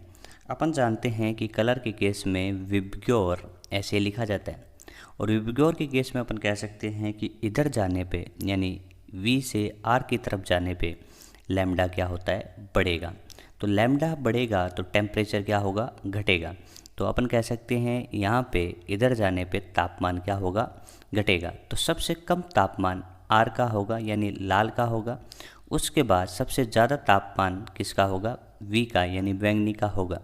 लेकिन यहाँ पे अपने कलर ढूंढ लेते हैं, तो A क्या है, नीला है, तो अपन लिख सकते हैं कि ये रहा अपना ब्लू, तो ये वाला अपना A हो जाता है। उसके बाद B जो है वो रेड है, तो ये B रहा रेड, और अपन कह सकते हैं कि C येलो है, तो C ये रहा येलो यानी पीला। तो इस केस में अपन कह सकते हैं कि तापमान सबसे ज़्यादा किसका होगा, तापमान सबसे ज़्यादा A का होगा, क्योंकि अपन कहते हैं कि इधर जाने पे तापमान घटता है तो इधर जाने पे तापमान बढ़ता भी तो है, तो इधर जाने पे तापमान बढ़ेगा। तो अपन कह सकते हैं सबसे ज़्यादा तापमान A का, उसके बाद C का, और सबसे कम तापमान किसका, B का। तो ये अपन ने ऑर्डर लिखा ताप का। तो इस केस में देखिए TA greater than TC greater than TB, तो ऐसा ऑप्शन मिल रहा है ऑप्शन नंबर 4, यही अपना इस क्वेश्चन का करेक्ट आंसर होगा। क्वेश्चन नंबर 26 में देखें कि जब कोई द्रव किसी ठोस पृष्ठ को गीला नहीं करता तब संपर्क कोण यानी एंगल ऑफ कॉन्टैक्ट थीटा का मान आपको बताना है कि इनमें से कौन सा होगा। इसके लिए अपने को पता होना चाहिए कि भाई इस कंडीशन के लिए, जैसे कह रहा है कि कोई लिक्विड किसी ठोस सरफेस को गीला नहीं करता, इसका एग्जाम्पल्स कौन होगा। तो इसके लिए अपन कह सकते हैं कि मान लीजिए कोई ऐसे ग्लास प्लेट है, ये क्या है, एक ग्लास प्लेट है, और इस पे अपन ऐसा लिक्विड रखें जो इसको गीला नहीं करे, तो इसका एग्जाम्पल होता है मरकरी यानी Hg। तो उसके ड्रॉप को अपन रखेंगे तो वो ड्रॉप कुछ इस तरीके से इस पर रहेगी और इसकी सरफेस को गीला नहीं करेगी। या अपन कह सकते हैं इसको एक बहुत पतली ट्यूब यानी कैपिलरी ट्यूब में भरें और फिर उसका शेप देखें यानी नवचंद्रक का या शेप ऑफ मेनिस्कस देखें, तो उस केस में कुछ शेप ऐसे मिलने वाला है। ठीक है, ये तो हो गई बेसिक जानकारियाँ कि भाई एक ऐसा लिक्विड मरकरी, तो इस तरीके के उनके रिजल्ट अपने को मिलते हैं। लेकिन अपने को तो एंगल ऑफ कांटेक्ट फाइंड करना है, तो एंगल ऑफ कांटेक्ट किस तरीके से फाइंड करते हैं उसका पता भी आपको होना चाहिए। तो सबसे पहले अपन कॉमन पॉइंट ढूंढते हैं। कॉमन पॉइंट किस किस के बीच का, एक तो लिक्विड हो गया, एक ठोस हो गया, तो इसका ये कॉमन पॉइंट हो गया, यानी दोनों का एक दूसरे से जहाँ पे मिलन हो रहा है उसी को अपन कॉमन पॉइंट बोल देंगे। अब इस पर क्या बनाना है, आपको स्पर्श रेखा बनानी है। यहाँ पे दो स्पर्श रेखाएं बनानी है, एक स्पर्श रेखा बनानी है लिक्विड पे और एक बनानी है ठोस पे। तो लिक्विड पे बनाना बिल्कुल ही आसान है, तो ये बना दी मैंने इस लिक्विड पे स्पर्श रेखा ऐसे। ठीक है, तो ये होगी स्पर्श रेखा। अब बारी आती है कि ठोस पे, यानी इस पॉइंट से ठोस पे बनाएंगे तो एक ऐसे भी बना सकते हैं और एक ऐसे भी बना सकते हैं, लेकिन कंडीशन कहती है यानी डेफिनेशन कहती है कि जो स्पर्श रेखा बनाओ वो लिक्विड से भी क्रॉस होती हुई जानी चाहिए। तो इस केस में कह सकते हैं इधर की तरफ अपन ठोस पे बनाएंगे तो इस तरफ लिक्विड है ही नहीं, तो इधर की तरफ अपन बनाएंगे तो इस तरफ लिक्विड है, तो ये वाली स्पर्श रेखा सही है, ये वाली गलत है। ये अपन कह सकते हैं अपना एंगल ऑफ कांटेक्ट हो गया, जिसका वैल्यू 90 से तो ज़्यादा ही होगा, यानी थीटा ग्रेटर देन 90। चलिए, इस तरीके से अपने इसमें एंगल ऑफ कांटेक्ट सीखा। एक बार अपन और सीखने की कोशिश करते हैं। सबसे पहले कॉमन पॉइंट फाइंड करिएगा, तो आपने फाइंड किया कॉमन पॉइंट ये रहा। इस कॉमन पॉइंट पे आप क्या बनाओ, स्पर्श रेखा बनाओ। तो आपने स्पर्श रेखा बना दी किस पे, ये रही लिक्विड पे। तो इस तरीके से लिक्विड पे आपने स्पर्श रेखा बना दी। अब आप बनाएंगे किस पे, ठोस पे। तो ठोस पे ऐसे भी बना सकते हैं, तो ठोस पे ऐसे भी बना सकते हैं, लेकिन अपन ने कहा था कि ठोस पे जब स्पर्श रेखा बनाओ तो लिक्विड के अंदर से गुजरनी चाहिए।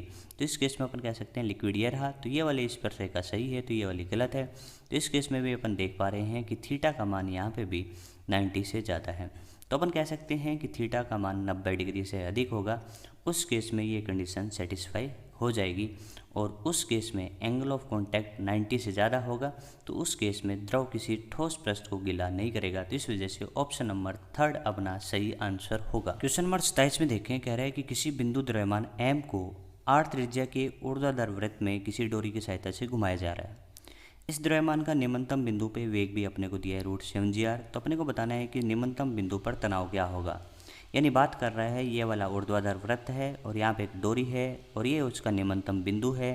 तो इस पे अपने को वेग तो दे रखा है कितना, कि वेग दिया है √7g r, लेकिन अपने को फाइंड करना है कि यहाँ पे तनाव कितना होगा। तो तनाव का डायरेक्शन ये होगा, तो mg ऊर्ध्वाधर नीचे होगा। तो यहाँ पे अपन इक्वेशन लिख सकते हैं T minus mg equals to mv²/r।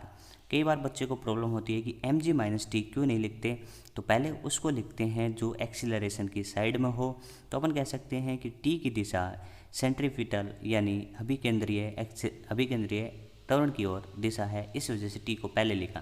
तो इस वजह से t बराबर क्या हो गया, mg प्लस mv²/r। वैल्यू रख दीजिए v का, फिर अपन इसको सॉल्व करते हैं। तो t बराबर क्या हो गया, mg प्लस m का m और v की जगह रख सकते हैं √7g r का whole square divide by r।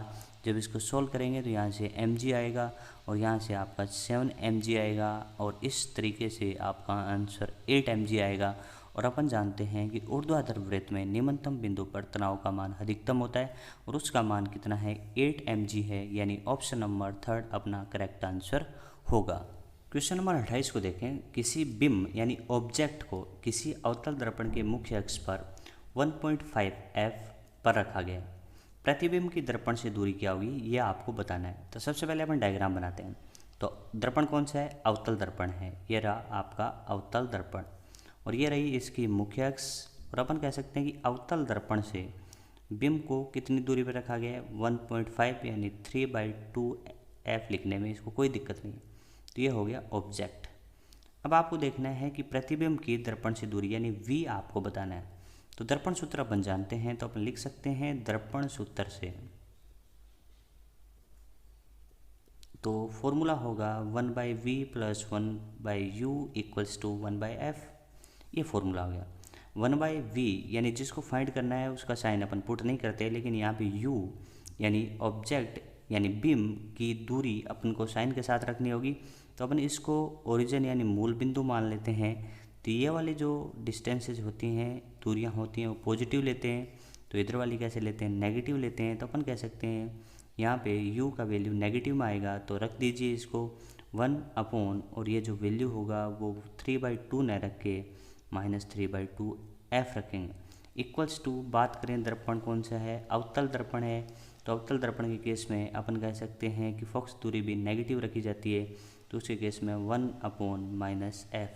अब इसको सॉल्व करना रह जाता है, तो सॉल्व करते हैं। तो 1/v इक्वल्स टू, ये आगे जाएगा तो पॉजिटिव हो जाएगा, कितना हो जाएगा 2/3 f -1/f।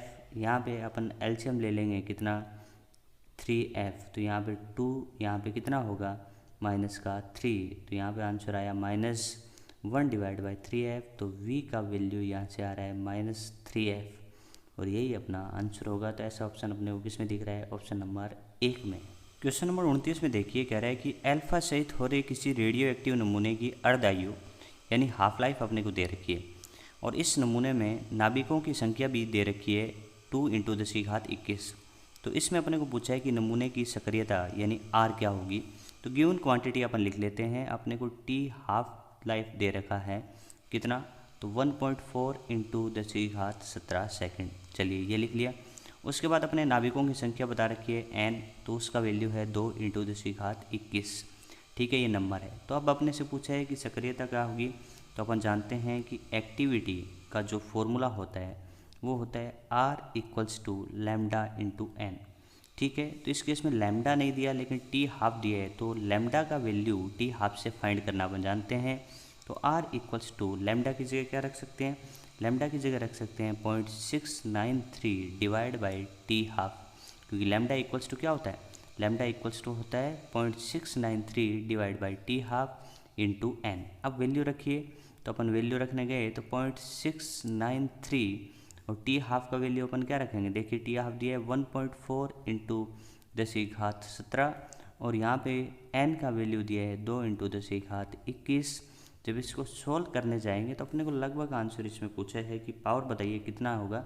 तो पावर अपन कह सकते हैं जब इसको सॉल्व करेंगे तो R का जो लगभग वैल्यू आएगा वो वैल्यू आएगा 10⁴ और इसका इकाई होता है बैक्यूरल, तो इसका सिंबल इसने BQ लिखा है। तो इस वजह से ऑप्शन नंबर फर्स्ट अपना सही उत्तर इसका होगा। क्वेश्चन नंबर 30 में देखिए, यदि किसी माध्यम से निर्वात में पूर्ण आंतरिक परावर्तन के लिए क्रांतिक कोण 45 डिग्री है, तब उस माध्यम में प्रकाश का वेग क्या होगा। तो माध्यम में प्रकाश का वेग निकालने के लिए सबसे पहले अपने को अपवर्तनांक फाइंड करना पड़ेगा।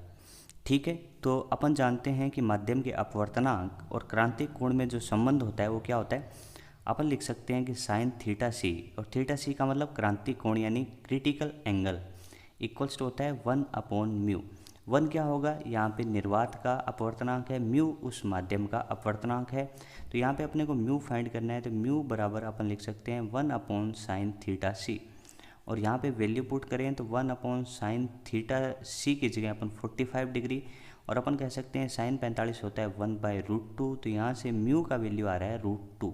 ठीक है, म्यू का वैल्यू तो अपन ने फाइंड कर लिया, लेकिन अपने को फाइंड करना है माध्यम में प्रकाश का वेग। तो अपन जानते हैं कि एक संबंध होता है म्यू बराबर c/v। c क्या होता है, निर्वात में प्रकाश का वेग, और v क्या होता है, माध्यम में प्रकाश का वेग। तो अपन कह सकते हैं कि v यहाँ से अपन फॉर्मूला लिखें तो v बराबर c/μ होगा, और c का वैल्यू आप बोल रहे हो कि प्रकाश का वेग निर्वात में होता है 3 × 10⁸ मीटर/सेकंड और डिवाइड बाय अपवर्तनांक यानी रिफ्रैक्टिव इंडेक्स √2। तो यहाँ से ऐसा आंसर आएगा, और ये क्या है, एक प्रकार का वेग है तो मीटर/सेकंड यूनिट होगा। तो ऐसा ऑप्शन देखने जाएं तो ऑप्शन नंबर सेकंड अपना सही आंसर होगा। क्वेश्चन नंबर 31 में देखें, कह रहा है कि एक पहिया है, उसमें धातु के 20 स्पोक हैं और प्रत्येक का जो लंबाई है वो 1 मीटर है। तो यहाँ से अपने को पहिए की त्रिज्या मिल गई R = 1 मीटर। ठीक है। अब कह रहा है कि जो पहिया है वो 120 आरपीएम की चाल से 0.04 गाउस तीव्रता वाले चुंबकीय क्षेत्र के लंबवत तल में घूर्णित कराया जाता है। तब आपको बताना है कि पहिए की धुरी और नेमी के बीच प्रेरित ईएमएफ का मान कितना होगा। तो अपन कह सकते हैं ये वाला पहिया होगा और इस पहिए की धुरी जिसके अबाउट ये रोटेट कर रहा होगा, ये धुरी होगी, और ये इसका जो रिम है जिसको अपन नेमी बोल रहे हैं, इनके बीच अपने को ईएमएफ का वैल्यू बताना है। ठीक है। इस केस में अपन ईएमएफ का फॉर्मूला भी जानते हैं कि E इक्वल्स टू क्या होता है, B omega R square divide by 2 अपन डेराइव करते हैं। बी यहाँ पे क्या होगा, चुंबकीय क्षेत्र की तीव्रता होगी जो एसआई यूनिट में होनी चाहिए, लेकिन यहाँ पे अपने को किस में दिया है, सीजीएस यूनिट में दिया है। तो इसके कन्वर्जन के लिए इसने फैक्टर भी दे दिया कि 1 गाउस इक्वल्स टू 10⁻⁴ टेस्ला होता है। तो इसका यूज़ करके अपन बी को लिख लेते हैं। तो कह सकते हैं कि बी इक्वल्स टू कितना होगा 0.4, और गाउस को चेंज करें तो 10⁻⁴ टेस्ला। तो ये अपना यूनिट आ गया। चलिए बी तो अपने को मिल गया। ओमेगा कैसे फाइंड करेंगे, तो ओमेगा देखिए, ओमेगा होता है 2πf। ठीक है, 2π है, f यहाँ पे आवर्ती होती है, और आवर्ती जानते हैं क्या होता है कि चक्कर प्रति सेकंड होता है, लेकिन यहाँ पे चक्कर प्रति मिनट दिया है, तो उसका कन्वर्जन भी अपने को आता है कि 2πf। जैसे आरपीएम है तो इसको आरपीएस में चेंज करने के लिए 60 यानी 60 से डिवाइड कर देंगे, तो ये क्या आ जाएगा, चक्कर प्रति सेकंड आएगा। और ओमेगा का वैल्यू अपना आ जाता है यहाँ से कितना, 4π रेडियन पर सेकेंड। तो इस तरीके से ओमेगा आ गया। आर का वैल्यू पहले ही है तो वैल्यू पुट करिएगा, तो E इक्वल्स टू बी का वैल्यू कितना होगा, 0.4 इंटू 10⁻⁴। ओमेगा का वैल्यू आप कह सकते हो यहाँ से मिलने वाला है आपको 4π, और आर का वैल्यू 1 का होल स्क्वायर डिवाइड बाई 2। अब इसको क्या करते हैं, सोल्व करते हैं। तो सोल्व करेंगे तो अपन कह सकते हैं यहाँ से देखिए क्या आएगा, अपन कहेंगे ये 4 है और ये भी क्या है 4 है, और यहाँ पे डिवाइड बाई 2 भी है, तो यहाँ पे कह सकते हैं कि 0.8 पाई इंटू 10⁻⁴। ईएमएफ का यूनिट अपन जानते हैं क्या होता है, वोल्ट, लेकिन ऐसा ऑप्शन अपने को नहीं दिया है। तो पाई का वैल्यू 3.14 रख के इसको मल्टीप्लाई जब अपन करेंगे तो अपना वैल्यू आएगा 2.512 इंटू 10⁻⁴ वोल्ट, और ऐसा ऑप्शन आपको मिल रहा है -10⁻⁴ वोल्ट, और ऐसा ऑप्शन अपने को मिलेगा ऑप्शन नंबर फर्स्ट। तो ऑप्शन नंबर फर्स्ट अपना क्या हो जाएगा, करेक्ट आंसर हो जाएगा। क्वेश्चन नंबर 32 में देखिए, किसी आदर्श गैस समीकरण को नीचे दिए गए रूप में लिखा जा सकता है, P equals to ρRT bye m0, और यहाँ पे आपको पूछा है कि रो और m0 क्या होंगे। सबसे पहले अपन जानते हैं कि आइडियल गैस इक्वेशन यानी आदर्श गैस समीकरण होती है PV इक्वल्स टू nRT। यहाँ पे P होगा दाब, V होगा आयतन, N होगा मोलों की संख्या, R अपन जानते हैं गैस नियतांक होता है, और T होता है यहाँ पे तापमान। इस इक्वेशन का दूसरा रूप ये भी है, तो अपन लिखना सीखते हैं कि इसको ऐसे कैसे लिख सकते हैं। तो अपन कहते हैं कि PV को PV रहने दो, N की जगह नंबर ऑफ मोल अपन लिख सकते हैं मास अपॉन मोलर मास, यानी अपन कह सकते हैं मोलिकुलर वेट इंटू RT। अब इसको लिखने का थोड़ा सा ढंग और चेंज कर लेते हैं, P को इधर रहने देते हैं और स्मॉल m से डिवाइड कर देते हैं V को, और इसको लिख सकते हैं RT बाय mw। यहाँ पे देखिए m अपॉन V अपना होता है रो, तो इसको रिप्लेस कर देते हैं रो RT बाय mw। तो अपन कह सकते हैं कि PV इक्वल्स टू nRT से इस तरीके की इक्वेशन लाने के लिए ये प्रोसीजर अपन करते हैं। इस केस में अपन ध्यान से देखिए तो अपने को पूछा है कि ये रो क्या होगा, तो रो अपना m अपॉन v है, और m अपॉन v को अपन बोलते हैं द्रव्यमान घनत्व। तो m अपॉन v यानी रो तो होगा द्रव्यमान घनत्व, m0 होगा मोलिकुलर वेट यानी अपन कह सकते हैं कि अणु भार होगा, या फिर कह सकते हैं मोलर द्रव्यमान होगा। तो इस वजह से द्रव्यमान घनत्व और मोलर द्रव्यमान ऑप्शन नंबर 3 इसका करेक्ट आंसर होगा। ठीक है, चलिए क्वेश्चन नंबर 33 में देखिए, त्रिज्या कैपिटल R का आवेशित धात्विक पतले खोल के केंद्र से त्रिज्य दूरी R के साथ स्थिर विद्युत विभव के विचरण को दर्शाने वाला ग्राफ क्या होगा। यानी अपने को पूछ रहा है कि विभव का दूरी के साथ परिवर्तन किस तरीके से होगा एक आवेशित धात्विक पतले खोखले गोले के कारण, ऐसा अपने से पूछा है। अपन कह सकते हैं कि इस केस में V जो अंदर की बात रहे कि अंदर विभव कितना होगा, तो V अंदर इक्वल्स टू V सतह होगा। यानी अपन कह सकते हैं कि इस केस में जितना सतह पे विभव होता है उतना ही सभी जगह उसके अंदर सेम होता है, और उसका वैल्यू किसके इक्वल होता है, सतह के इक्वल होता है, और उसको लिखते हैं KQ by capital R। R क्या होगी, इसकी त्रिज्या। तो ये तो क्या हो गया, नियत हो गया। तो अपन कह सकते हैं कि अंदर तो क्या होने वाला है, नियत होने वाला है। और अपन कहें कि विभव को इस वाली एक्सिस पे दर्शाया गया है, तो इस वाली एक्सिस का नियत मान होने के लिए क्या बनना पड़ेगा, ऐसी एक सीधी रेखा बनानी पड़ेगी। तो ऐसा इस ऑप्शन में है और तो इसी ऑप्शन में है। बाकी के सभी केसेस में इसमें तो 0 दिया है, इसमें बढ़ता हुआ दिखाई दे रहा है तो वो भी नहीं होगा, इसमें घटता हुआ दिखाई दे रहा है ये भी नहीं होगा, तो ये ऑप्शन अपना सही होगा। चलिए इसको थोड़ा सा और एनालिसिस कर लेते हैं। अपन कहेंगे बाहर कैसा होगा, तो अपन कह सकते हैं कि v बाहर लिखना चाहें तो उसका फॉर्मूला होगा KQ/r। r यहाँ पे अपन कह सकते हैं सेंटर से दूरी लेंगे, और अपन कह सकते हैं KQ नियत होगा, तो v बाहर का जो r पे डिपेंडेंसी है वो 1/r, यानी v व्युत्क्रमानुपाती है r के, तो इसका ग्राफ बनेगा अति परवलय यानी हाइपरबोला। तो इस तरीके से इसका ग्राफ हाइपरबोला वाला होगा। तो हाइपरबोला अपन देख सकते हैं कि सभी ग्राफ में ये हाइपरबोला ही दिए थे, लेकिन अपने इसको डिसाइड ही कर चुके हैं। तो यहाँ पे अति परवलय, यहाँ पे नियत, तो ऑप्शन नंबर 2 अपना इस क्वेश्चन का सही आंसर होगा। बहुत ही आसान। चलिए अब डिस्कस करते हैं क्वेश्चन नंबर 34 को।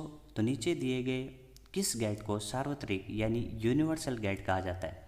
तो अपन जानते हैं कि नैंड गेट जो होता है और एक नोर गेट जो होते हैं, इन दोनों को अपन क्या कहते हैं कि सार्वत्रिक गेट कहते हैं। नैंड और नोर गेट को सार्वत्रिक यानी यूनिवर्सल गेट कहा जाता है। तो इसमें से और नहीं होगा, एंड नहीं होगा, नोट नहीं होगा, और नैंड अपना करेक्ट आंसर हो गया। नोर भी इसकी जगह होता तो ये भी अपना सही आंसर होता। तो सार्वत्रिक जो गेट होते हैं वो नैंड और नोर होते हैं, ये आपको ध्यान रखना पड़ेगा। क्वेश्चन नंबर 35 में देखिए, अपने को क्या दिया गया है, एक डायग्राम दिया गया है, और डायग्राम किसी आइडियल गैस के लिए दिया गया है जिसका पीवी वक्र अपने को दर्शाया गया है। इस डायग्राम को देख के आपको बताना है कि इसमें कौन सा प्रक्रम है। तो ध्यान से देखिए, यहाँ पे P बना है, यहाँ पे V बना है, तो प्रक्रम यहाँ से चल के यहाँ तक जा रहा है। तो अपन कह सकते हैं कि इस प्रोसेस में दाब क्या है, नियत है, आयतन तो बढ़ रहा है। तो दाब जिसमें नियत होता है उस प्रोसेस को अपन कहते हैं समदाबीय। तो अपन कहेंगे इसमें ग्राफ को देख के अपन कह सकते हैं दाब क्या है, नियत है, दाब नियत होने से समदाबीय प्रोसेस यानी प्रक्रम होने वाला है। तो इसका ऑप्शन नंबर 3 सही आंसर होगा। चलिए क्वेश्चन नंबर 36 को देखें। किसी अभ्यतल लेंस की क्षमता दे रखी है 10 डायोप्टर, प्रत्येक पृष्ठ की वक्रता त्रिज्या दे रखी है 10 सेंटीमीटर। तब आपको बताना है कि जो लेंस है उसके पदार्थ का अपवर्तनांक का वैल्यू यानी म्यू का वैल्यू क्या होगा। चलिए इसके लिए एक अपन रिलेशन जानते हैं। रिलेशन क्या होता है, रिलेशन होता है F = R/2 μ-1। अब म्यू का वैल्यू अपने को फाइंड करना है, तो इसके लिए F का वैल्यू पुट करना पड़ेगा, R का वैल्यू पुट करना पड़ेगा। लेकिन अपन कह सकते हैं कि R तो यहाँ पे अपने को दे रखा है 10 सेंटीमीटर, क्योंकि बोल रहा है कि प्रत्येक पृष्ठ की वक्रता त्रिज्या कितनी है, 10 सेंटीमीटर है। तो R बराबर कितना हो गया, 10 सेंटीमीटर हो गया। अब उसके बाद यहाँ पे अपने को पावर यानी क्षमता दे रखी है, उस क्षमता से F कैसे फाइंड करें। तो उसके लिए अपन एक फॉर्मूला जानते हैं कि P = 1/F। ये मीटर की फॉर्म में है, लेकिन अपने को यहाँ पे डेटा सेंटीमीटर में चाहिए, पुट कर रहे हैं तो वो भी सेंटीमीटर में पुट करें। तो इसको इस तरीके से भी लिख सकते हैं कि P = 100/F। अब जो आंसर आएगा F का वो सेंटीमीटर में आएगा।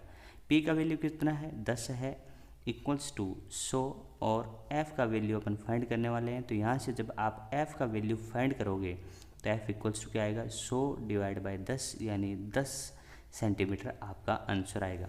चलिए अब डेटा पुट करते हैं। तो F की जगह 10 हो गया, R की जगह भी 10 हो गया, और 2 × μ-1, 10 से 10 बढ़ गया। और यहाँ पे अपन कह सकते हैं कि 2 × μ-1 = 1 हो गया। तो μ-1 = 1/2 हो गया।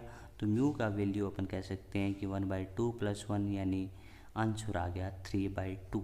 तो अपन कह सकते हैं कि लेंस के पदार्थ का जो अपवर्तनांक है वो होगा 3/2, और ऐसा ऑप्शन अपने को देखने को मिल रहा है ऑप्शन नंबर 4। हाँ जी, क्वेश्चन नंबर 37 यानी 37 नंबर को देखिए। कह रहा है कि किसी नेज अर्धचालक को निम्नलिखित में से किससे डोपित करके एन टाइप के बाह्य अर्धचालक में परिवर्तित किया जा सकता है। यानी अपने को बनाना है कौन सा, एन टाइप। और एन टाइप की जो रिक्वायरमेंट होती है उसके लिए कैसा होना चाहिए, पंचसंयोजी यानी पेंटावैलेंट होना चाहिए। पंचसंयोजी एलिमेंट अपने लेंगे तो पंचसंयोजी इसमें से ढूंढ लेते हैं कि कौन सा होगा। तो सबसे पहले अपने को दिया है फॉस्फोरस, तो ये पंचसंयोजी होगा। एल्यूमिनियम अपन कह सकते हैं त्रिसंयोजी होगा। सिल्वर अपन बोलें तो वन संयोजी यानी एकल संयोजी होगा। और जर्मेनियम अपन कह सकते हैं कि चतुर्थ यानी फोर्थ संयोजी होगा तो ये अपना आंसर नहीं होगा, ये भी नहीं होगा। तो अपने को चाहिए पंचसंयोजी, तो पंचसंयोजी होगा फॉस्फोरस, और इस वजह से आंसर भी यही होगा, क्योंकि एन टाइप बनाना है तो एन टाइप के लिए कैसा चाहिए, पंचसंयोजी, वैसा ऑप्शन है फॉस्फोरस। तो ऑप्शन नंबर फर्स्ट अपना करेक्ट आंसर होगा। क्वेश्चन नंबर 38 में देखो, किसी दाबमापी को किसी द्रव जिसका डेंसिटी अपने यानी घनत्व अपने को दे रखा है 760 kg/m³, इसका उपयोग करके बनाया जाता है। जब पारद दाबमापी यानी मरकरी दाबमापी का पाठ्यांक 76 सेंटीमीटर है, तब उस दाबमापी में जो अपन ने बनाई है उसमें द्रव स्तंभ की ऊंचाई क्या होगी, आपको फाइंड करना है। इसका एक सिंपल सा कॉन्सेप्ट है कि अपन कह सकते हैं कि rho for H G, H for H G into G equals to होगा रो फॉर लिक्विड, एच किसकी, उस लिक्विड की, इंटू जी। यहाँ पे अपन कह सकते हैं जी दोनों तरफ सेम होगा, तो यहाँ पे अपन लिखें कि इनका वैल्यूज़ डालें, और वैल्यूज़ डालने के बाद अपने को फाइंड क्या करना है, अपने को फाइंड करना है द्रव स्तंभ की ऊंचाई यानी एच एल। तो एच एल का वैल्यू अपन फाइंड करना चाहें तो एच एल इक्वल्स टू लिख सकते हैं कि रो किसका, एच जी का, एच किसका, एच जी का, डिवाइड बाई क्या कर सकते हैं, रो लिक्विड का। चलिए वैल्यू डालते हैं, तो एच जी के लिए अपन कह सकते हैं कि 13,600 ये दे रखा है अपने को, और एच एच जी अपने को दे रखा है सेंटीमीटर में। चलिए अपन इस सेंटीमीटर को किस में कन्वर्ट कर लेते हैं, मीटर में, क्योंकि फाइनल आंसर अपने को किस में चाहिए, मीटर में।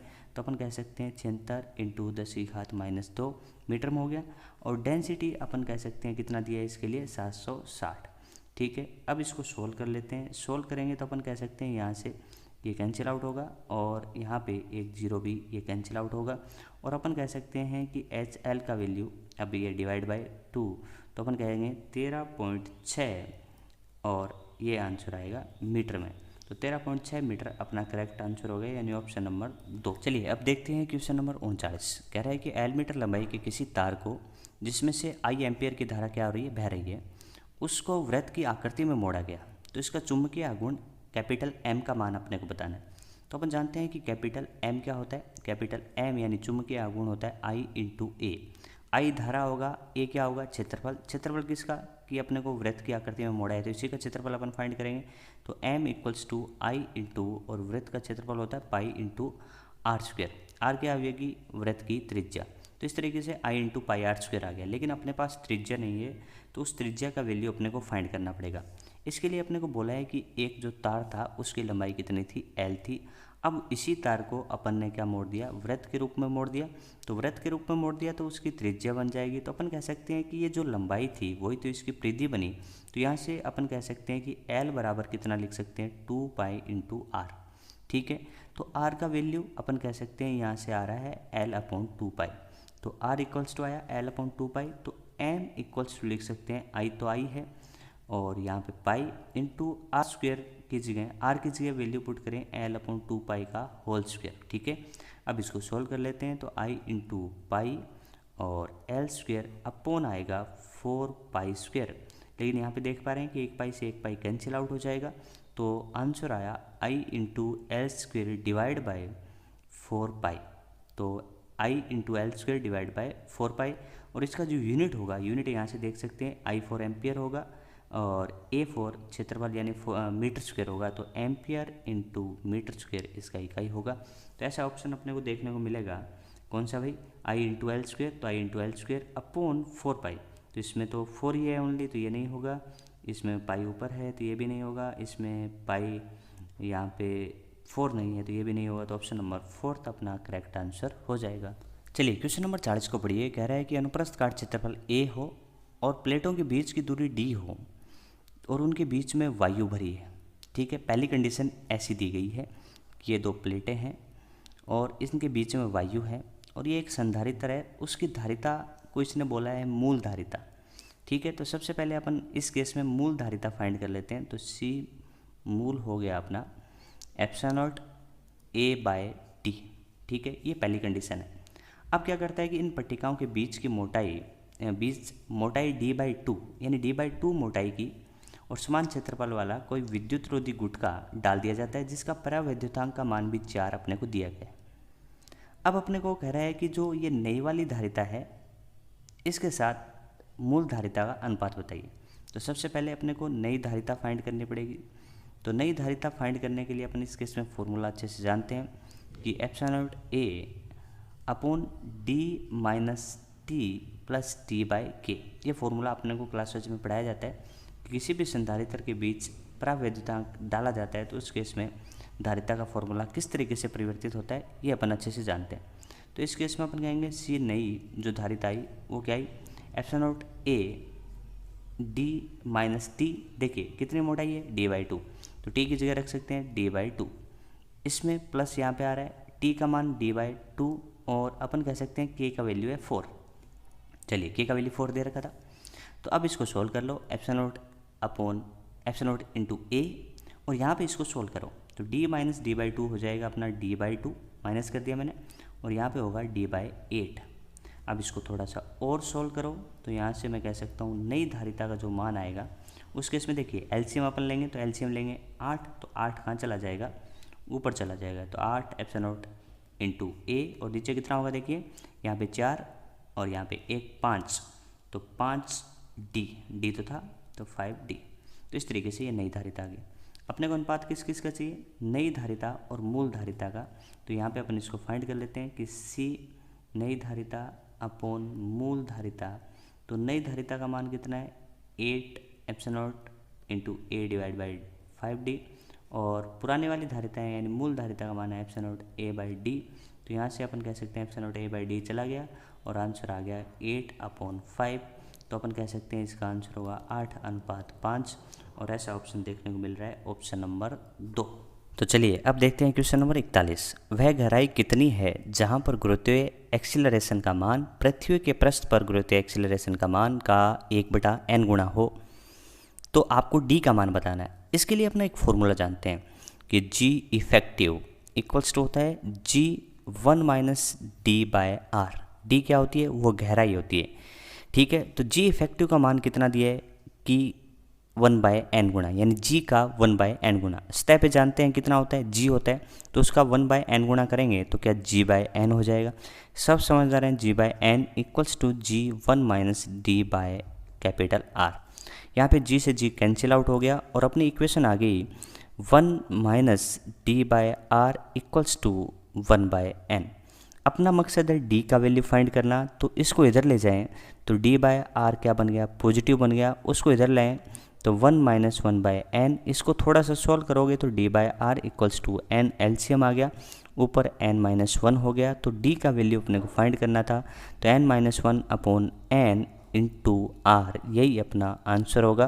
तो ऐसा आंसर n-1/n इंटू आर, तो ऐसा ऑप्शन अपने को मिल रहा है ऑप्शन नंबर 2। तो सेकंड ऑप्शन अपना इसका सही उत्तर। क्वेश्चन नंबर 42 में देखें, किसी घड़ी द्वारा मापे गए समय अंतरालों के पाठ्यांक नीचे दिए गए हैं। यानी आपने को यहाँ पे रीडिंग दी गई है, 5 रीडिंग है, तो इन रीडिंग को देखते हुए अपने को फाइंड करना है आपेक्षिक प्रतिशत त्रुटि, अपने को फाइंड करनी है। तो क्या मेथड होगा उसको अपन देखते हैं। सबसे पहले अपन क्या करते हैं कि माध्यमान फाइंड करते हैं, ठीक है। तो सबसे पहले अपन कैलकुलेट करेंगे माध्यमान, यानी माध्यमान किसका, अब यहाँ पे समय है तो अपन कह सकते हैं टी मीन, मीन फॉर माध्य होते हैं, यानी मीन का मतलब माध्य। कैलकुलेट कैसे किया जाता है, सबका योग करिए और कितनी रीडिंग है उतनी बार से, यानी 1 2 3 4 और 5 रीडिंग है तो 5 से डिवाइड कर दीजिए। तो 1.25 प्लस 1.24 1.27 1.21 प्लस 1.28 और डिवाइड बाय 5। अब इन सबको ऐड करो तो ऊपर वाली संख्या को जब आप ऐड करने जाओगे ना इनको, तो आपका आंसर आएगा 6.25 और डिवाइड बाय 5, और इसको जब आप सॉल्व करोगे तो आपका आंसर आएगा 1.25 सेकेंड। तो आपने टी माध्य फाइंड कर लिया। अब टी माध्य फाइंड करने के बाद आपको क्या करना होता है कि इंडिविजुअल यानी प्रत्येक रीडिंग में किस प्रकार से एरर है उसको अपने को कैलकुलेट करना है। तो उसके लिए अपन डेल्टा T1 कैलकुलेट करेंगे। तो डेल्टा T1 कैसे कैलकुलेट करेंगे, T1 का रीडिंग माइनस टी मीन। तो T1 का रीडिंग कितना है 1.25 माइनस टी मीन का वैल्यू कितना है 1.25, तो इस तरीके से इसका मान 0 आ गया। इसी तरीके से डेल्टा T2 अपने को फाइंड करना है, तो 1.24 माइनस 1.25, तो यहाँ पे अपन कह सकते हैं माइनस का 0.01। इसी तरीके से T3 फाइंड करेंगे तो उसका वैल्यू अपन कह सकते हैं 1.27 माइनस 1.25, तो उसका मान अपना आया 0.02। और T4 भी कैलकुलेट कर लो इसी तरीके से, तो 1.21 माइनस 1.25, तो यहाँ से मान आ रहा है माइनस का 0.04। और इसी तरीके से डेल्टा T5 भी कैलकुलेट कर लो, तो उसका मान कितना आ रहा है 1.28 माइनस 1.25, तो यहाँ से प्लस का 0.03। तो ये वैल्यूज़ अपने पास आ गई। ठीक है, अब देखिए अपने को क्या करना है कि आपेक्षिक त्रुटि कैलकुलेट करनी है। तो आपेक्षिक त्रुटि कैलकुलेट करने के लिए अपन क्या करते हैं कि इसमें अपन डेल्टा टी माध्य फाइंड करना पड़ेगा। क्या फाइंड करना पड़ेगा? डेल्टा टी माध्य। तो उसको फाइंड करने के लिए अपन बढ़ते हैं आगे वाले पेज पे। तो उस पर अपन देखते हैं कि डेल्टा टी मीन कैसे फाइंड करें। तो इसका वैल्यू अपने को फाइंड करना है डेल्टा टी मीन। तो इसका मान होता है कि डेल्टा T1 का जो मान आया उसका अपन मोड ले लेते हैं, यानी ओनली धनात्मक राशियाँ वहाँ से ली जाएंगी। कुछ वैल्यूज़ अपने वहाँ पे ऋणात्मक आए थे, लेकिन यहाँ पे अपन क्या करते हैं कि इस तरीके से कैलकुलेट करने के लिए यहाँ पे केवल अपन धनात्मक राशि लेंगे। तो मैं यहाँ पे मोड लिख रहा हूँ, ठीक है, प्रत्येक राशि का। तो डिवाइड बाय कितने बार किया? तो 5 बार है, तो 5। चलिए डेल्टा टी मीन कैलकुलेट कर लेते हैं। तो पहला आपको पता है 0 आया था, उसके बाद 0.01 था, उसके बाद 0.02 था, उसके बाद 0.04 था, उसके बाद 0.03 था। कुछ वैल्यूज़ नेगेटिव थी, लेकिन अपन यहाँ पे पॉजिटिव लेंगे, डिवाइड बाय 5। चलिए इसको जब आप सॉल्व करोगे तो डेल्टा टी मीन का जो वैल्यू आएगा वो आएगा 0.02 सेकेंड। अपने को फाइंड क्या करनी थी? अपने को फाइंड करनी थी अपेक्षिक प्रतिशत त्रुटि। किसमें? समय में। अपेक्षित प्रतिशत त्रुटि फाइंड करनी थी। तो उसका फॉर्मूला अपन जानते हैं कि delta T by T into 100% होगा। डेल्टा टी क्या? ये मीन होगा और ये भी मीन होगा। इसका मीन अपन ने फाइंड किया था, सभी को जोड़ के डिवाइड बाई 5 किया था। इसमें अपन अभी फाइंड कर रहे हैं, ये वैल्यू रहा। अब इन दोनों का मान रख दो, तो 0.02 डिवाइड बाय 1.25 इंटू 100%। 100 किस लिए लगाए? प्रतिशत लगाने के लिए। Delta T M by T M का मान या इसका नाम जो होता है वो अपेक्षित त्रुटि भी बोलते हैं इसको, लेकिन प्रतिशत लगाने के लिए 100 से गुणा करते हैं। जब इसको आप सोल्व करोगे तो आपका आंसर आएगा 1.6%। तो 1.6% अपना आंसर होगा। तो यहाँ पे अपन देख सकते हैं कि ऑप्शन नंबर 4 अपना सही आंसर होगा। क्वेश्चन नंबर 43 में देखिए अपने को एक समकोण त्रिभुज दिया है ना, और उसकी जो लंबवत भुजाएं हैं उनकी अपने को लंबाई दे रखी है 2 मीटर, और इनके जो शीर्ष हैं वहाँ पे गोले रखे गए हैं एक समान, और प्रत्येक का द्रव्यमान कैपिटल M है। अब अपने को क्या बताना है कि मूल बिंदु, इनका कटान बिंदु, यानी ये अपने को मूल बिंदु लेना है। तो इसको अपन मान लेते हैं 0,0। मानकर द्रव्यमान केंद्र की स्थिति आपको बतानी है। तो अब देखिए ये 0,0 है, तो ये 2 मीटर है। तो आप x में 2 मीटर चले तो अपन कह सकते हैं कि इसका x कोऑर्डिनेट 0 से 2 हो चुका है, लेकिन y में कुछ चला ही नहीं, तो y तो 0 होगा। इस बिंदु पे पहुंचने के लिए इसके कोऑर्डिनेट अपने को फाइंड करने पड़ेंगे। तो अपन कह सकते हैं कि इस वाले बिंदु से x में तो कुछ चले ही नहीं, तो x कोऑर्डिनेट यहाँ पे 0 है, तो यहाँ पे भी 0 रहेगा। लेकिन y में अपन कितना चले? 2 मीटर चले, तो y कोऑर्डिनेट हो गया 2। तो इस तरीके से अपन ने सभी कोऑर्डिनेट फाइंड कर लिए। और यहाँ पे जो द्रव्यमान थे वो कैपिटल M यहाँ पे है, कैपिटल M यहाँ पे और कैपिटल M यहाँ पे। तो सेंटर ऑफ मास यानी द्रव्यमान केंद्र की स्थिति फाइंड करने के लिए 2 चीज़ों का रिक्वायरमेंट होता है, एक उसका द्रव्यमान और दूसरा उसके स्थिति सदिश यानी कोऑर्डिनेट यानी बिंदु। तो इस तरीके से ये अपने पास है। अब फॉर्मूला लगाते हैं सिंपल सा। सबसे पहले x कोऑर्डिनेट फाइंड कर लें। तो x centre of mass, formula होगा m1 x1 plus m2 x2 plus m3 x3 divide by m1 plus m2 plus m3। m1 इसको मान लेते हैं, m2 इसको मान लेते हैं, m3 इसको मान लेते हैं। तो द्रव्यमान तो सभी का सेम है, तो कोई दिक्कत वाली बात ही नहीं है। तो m इंटू x1 0 है, m इंटू x2 2 है, m इंटू x3 अपना 0 है, और divide by m plus m है। तो यहाँ से जब सॉल्व करता हूँ तो मेरा आंसर आता है 2/3। कितना आया? 2/3। तो XCM आ गया 2/3। इसी तरीके से YCM अपन फाइंड करेंगे। तो M1 Y1 plus M2 Y2 plus M3 Y3 upon m1 plus m2 plus m3। चलिए कोऑर्डिनेट रखो और द्रव्यमान रखो। तो पहले का देखो द्रव्यमान कितना है, m है, y कोऑर्डिनेट 0, दूसरे का देखो m, y कोऑर्डिनेट उसका भी 0, और तीसरे का m into 2 divide by m plus m यानी 3m। तो इसका भी आंसर आ रहा है 2/3। तो इस तरीके से कह सकते हैं कि अपना जो द्रव्यमान केंद्र होगा यानी जो सेंटर ऑफ मास होगा उसके कोऑर्डिनेट आगे 2,3, 2,3। लेकिन इसमें पूछा है आई कैप और जे कैप की फॉर्म में, तो अपन ऐसा भी लिख सकते हैं कि 2/3 x कोऑर्डिनेट है तो इस वजह से आई कैप, प्लस में 2/3 y कोऑर्डिनेट है तो जे कैप। इसके बाद 2/3 को कॉमन ले लो तो i प्लस जे। तो इस तरीके से अपन कह सकते हैं कि 2/3 i प्लस जे यानी ऑप्शन नंबर 3 अपना सही उत्तर इसका होगा। चलिए अब क्वेश्चन नंबर 44 में ध्यान दीजिए। कह रहा है कि आरेख में दर्शाए गए जाल में ए तथा बी यानी ये वाला बी है ये वाला ए है, इनके बीच में तुल्य प्रतिरोध आपको बताना है। तो किस तरीके से करेंगे देखो, अपन कह सकते हैं ए ये रहा बी ये रहा, इनके बीच में तुल्य प्रतिरोध। सबसे पहले इस 4 और 8 को निपटाते हैं। तो अपन कहेंगे ये 4 और 8 किस में है, ये श्रेणी में है, और अपन जानते हैं श्रेणी में 4 और 8 कितने हो जाएंगे, तो 4 + 8 = 12 हो जाएंगे। तो अब कह सकते हैं इनकी जगह अपन 12 को रिप्लेस कर सकते हैं। तो क्यों ना अब अपन ऐसा भी बोल सकते हैं कि ये तो 4 का 4 रहेगा, ये वाला 4 बना दिया मैंने। और यहाँ पे कह सकते हैं कि ऊपर की तरफ कितने हो गए 12 हो गए और नीचे की तरफ 6 हो गए, तो ये तो आपका 6 हो गया। और यहाँ पे ये वाला कितना हो गया 12 ओम हो गया, और यहाँ पे 8 ओम पहले से है। ठीक है, अब देखिए ये 12 और 6 किस में होंगे, आप बोलोगे ये 12 और 6 किस में, समांतर में है। तो समांतर संयोजन के लिए अपन फॉर्मूला लगाएंगे तो कह सकते हैं R1 × R2 upon R1 + R2, तो 12 × 6 अपॉन 12 + 6। तो ऐसा करेंगे तो अपन कह सकते हैं देखिए 12 × 6 अपॉन 18 हो गया। तो यहाँ से जब फाइंड करने गए तो इसका उत्तर आया 4। अब इसको और अपन बनाएं तो अपन कह सकते हैं 4 तो ऐसे का ऐसा ही रहेगा, इसमें कोई अंतर नहीं आने वाला।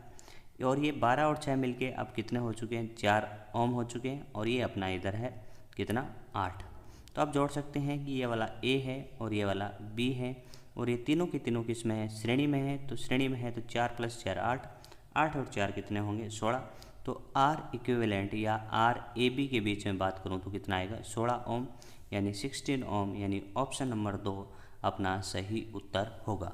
चलिए पेपर का लास्ट क्वेश्चन देख रहे हैं, क्वेश्चन नंबर 45। कह रहा है कि आरेख में यानी डायग्राम में अपने को एक ट्रॉली दी है, एक गुटका दिया है। अब इसका अपने को क्या फाइंड करना है, निकाय मतलब ट्रॉली प्लस गुटके का एक्सीलरेशन फाइंड करना है। इसके लिए अपने को क्या दिया है 2 kg का गुटका, 10 kg की ट्रॉली, और ट्रॉली तथा इस सरफेस के बीच में यानी सतह के बीच में गति घर्षण गुणांक 0.05 भी दिए।